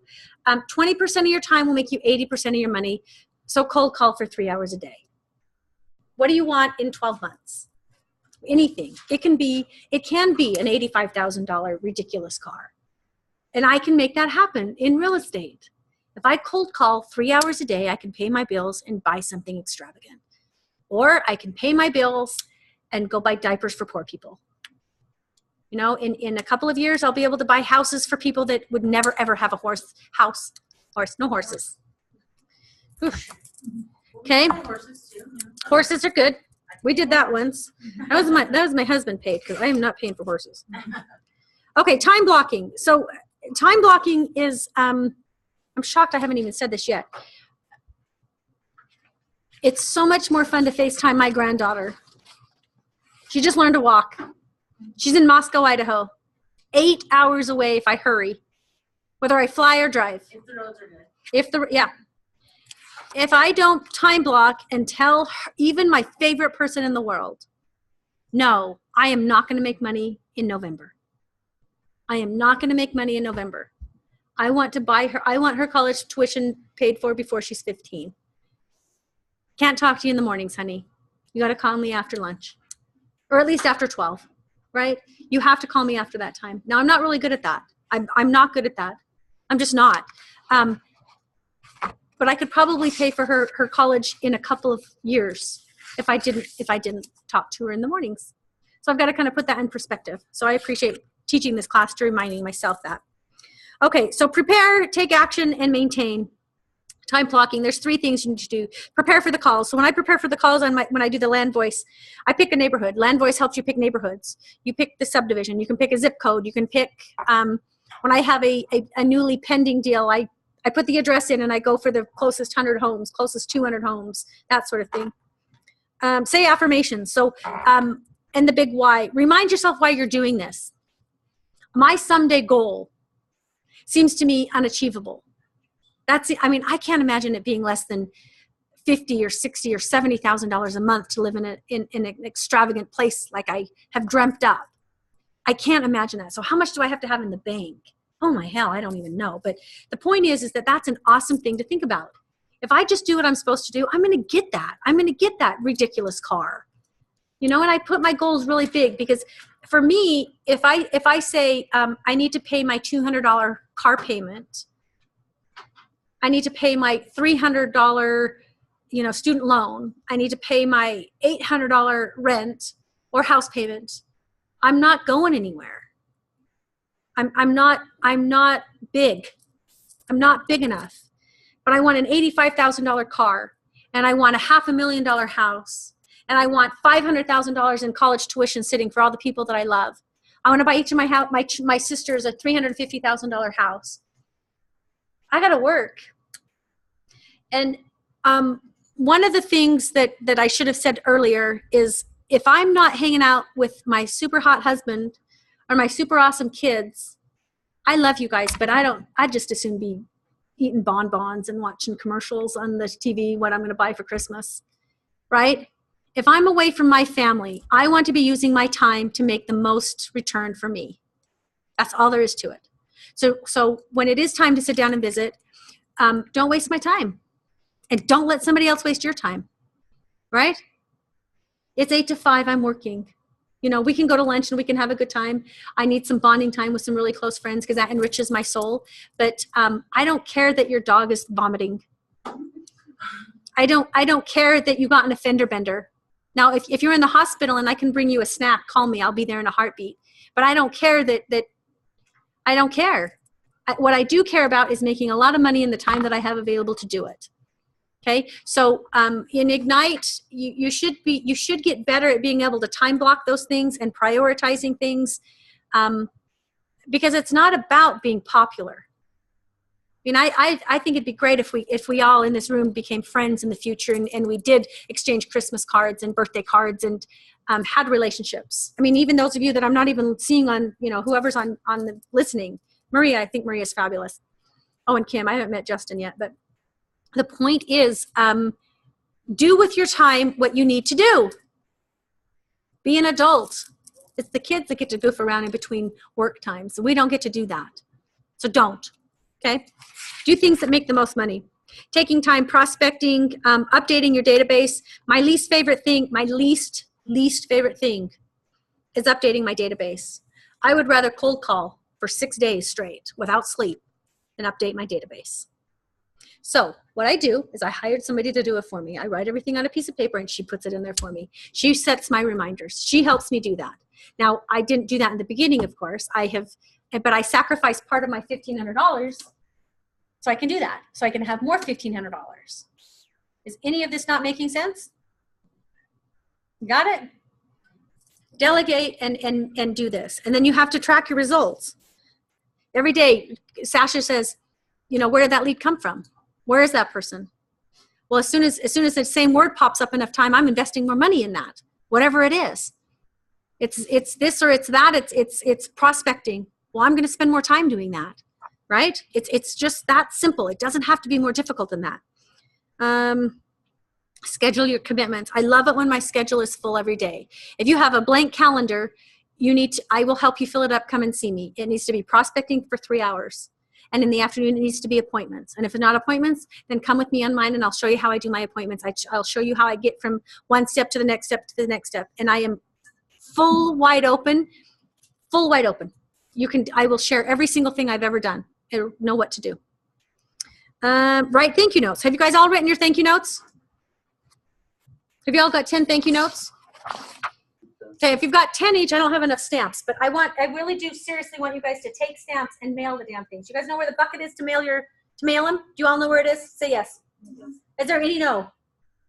You don't know where them? Okay, at the very top of the staircase, you'll turn right. There's a whole long thing of our mailboxes that we get people who have offices in the building and even not. We all had our own mailbox. Are you guys both from Idaho Falls, or are you from? You're from Pocatello? Okay. I don't know where it is in Pocatello, but I know where it is here.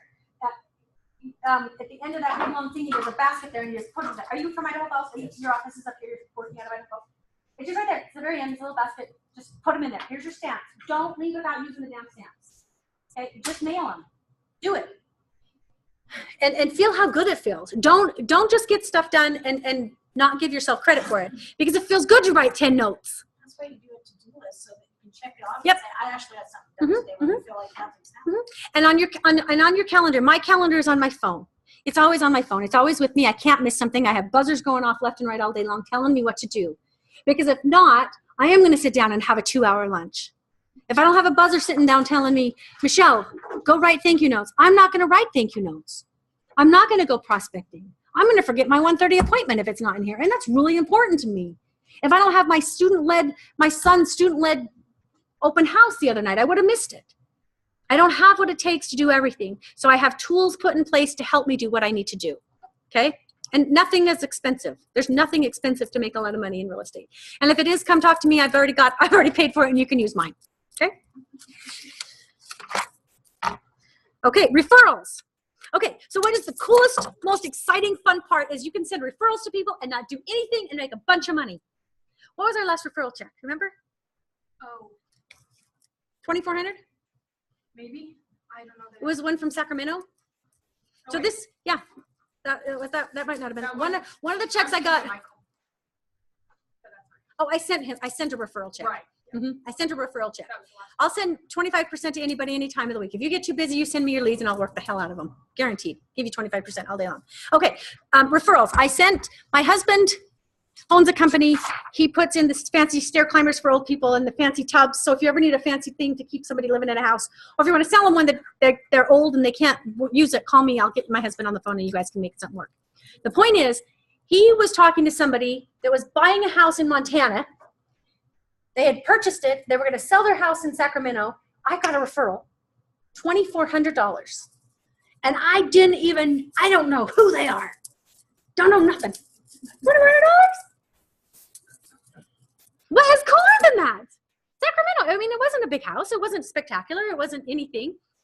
I've got another lead. I sold a house in Pocatello. Sold a house in Pocatello over on Jenna. Sold 2 houses on Jenna just by chance.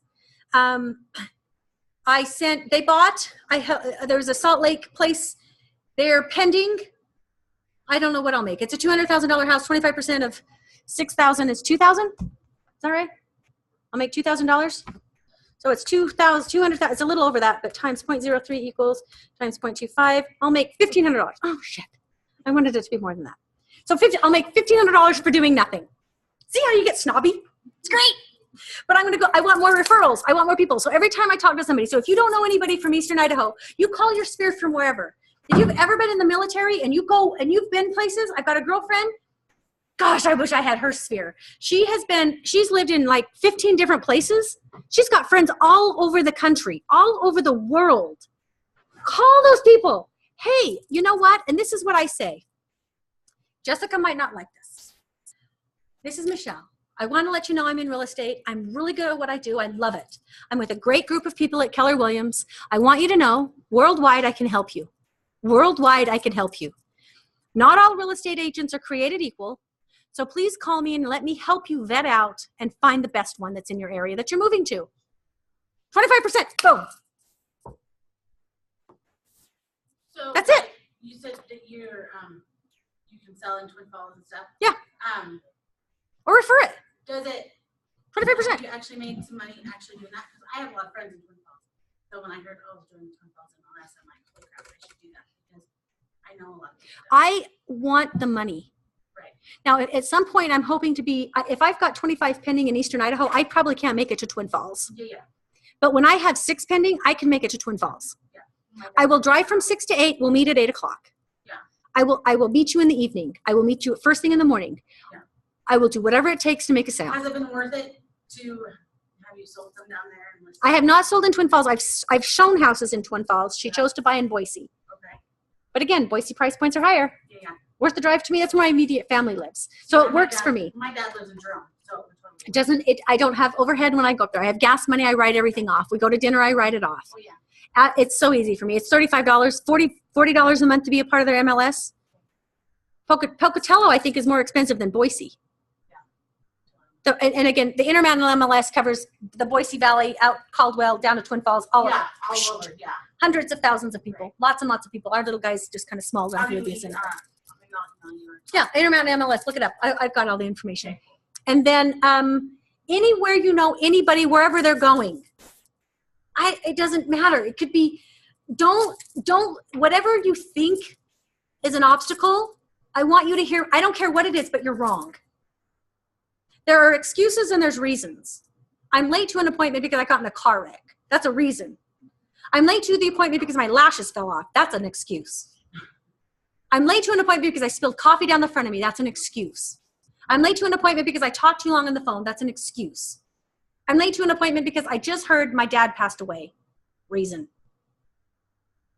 There's no comparison. You know. Don't make excuses. Don't make excuses. Because that affects all of us. That affects me. That affects you. If I do it to somebody, it's affecting our entire occupation. Don't make excuses. Now, I do tell you I'm very, very, very, very, very good at making reason out of not reasonable things. I don't know how to explain that. I know what you mean. Mm-hmm. Right? There's something, sometimes people just need to hear what they need to hear. Like right now I have an exposed, for whatever reason, they did the septic inspection and didn't put the dirt back on top. Roto-Rooter? What the hell are they thinking? So we're freaking out about that. We've already closed. And if nothing less, I'm going to go over there, or probably send my husband and make him close up the top of this septic tank because this guy has a bad back. We'll get it done. Oh yeah. And see, and this is what I'll say. And I don't mean to be deceptive, but that client needed to know that it's going to get taken care of. Oh yeah, Roto-Rooter knows about it. We're going to get him back over there. They've been scheduled. I'm not sure when the appointment is. That's not true. It's not. But that client needed to hear that. Does that make sense? Yeah. Do you hear how I'm finessing things? Now, I do not call that a lie, but you need to know that your clients need you to take care of them, even when you can't at that moment. Another one was the water was bad. The same house, the water was bad. I did some research. We found the EPA thing. I told them this is what we're going to do. We hired somebody to go take care of this, on and on and on. And we just stayed in contact with the guy. This is going to get taken care of. It's bad water today. It's just a bacteria. Water has bacteria in it. All water has bacteria in it. Even if it's clean water, it still has some bacteria in it. He needed to hear that. He needed to know some of these things. I'm going to get it taken care of. Now, did I know I can clean this well? Hell no. I don't know that every well can get clean. I mean, really. But he needed to be put at peace. But I was going to help him walk through every step of the way. Can you think of another example as far as what clients need? As far as they need that. Oh, this is my mission statement. I meant to read this earlier. Provide our community members with the highest caliber service during their real estate transactions and help them understand and feel confident during the process. Because I can get 50 people pending. That's easy. How easy is it to get somebody into a $500,000 house and tell them, let's make an offer? If you make $25,000 a year, can you sell somebody a $500,000 house if you don't have a lender involved? You can get it pending. I wouldn't put my $500,000 listing in pending without a pre-qual letter, but it's easy to sell. My point is it's easy to sell houses. It's easy to get somebody to fall in love with a gorgeous place. But you're not helping them if they make $25,000 a year showing them a $500,000 home. If they have an inheritance, then they're your favorite clients. Okay? So the point is that they need a lot of help every step of the way, and it's our jobs to do that. And if you don't know how, just ask. Just come to my office and I will help you brainstorm in every scenario. Okay? Okay, so rehearse the scripts. So there's part of this is see, and I don't believe this. Oh gosh, I'm not supposed to go against this, but it says to prepare. Spend 30 minutes getting ready to do your prep. If it helps you do it, if it stops you from dialing the phone, don't do it. Don't do it. You can get, they still print phone books. They do? They do. I got one. Lots of pictures in the back of people like attorneys. Yeah. You can just pick up a phone book and start dialing numbers. That's what we used to do. That's what we used to do, is pick up a phone book. One of the things in bold, you do the alphabet. There's this alphabet thing. You put down the alphabet and you come up with people that you interact with in the business world in every alphabet. A is for automotive people. B is for barbers. C is for caretakers. D is for dog groomers. E is for elephant tamers. I don't know. But you come up with something in every single occupation and you call one person. Hey, I live in Idaho Falls. My dog gets groomed at your place, which might be a lie because we don't groom the dog. The point, see, where do you get your dogs groomed? I do it. Oh, well, shit. Where do people get Wiggles and waggles, I get my dogs groomed. Every single time you do it, you've got to leave a card. Oh, shit.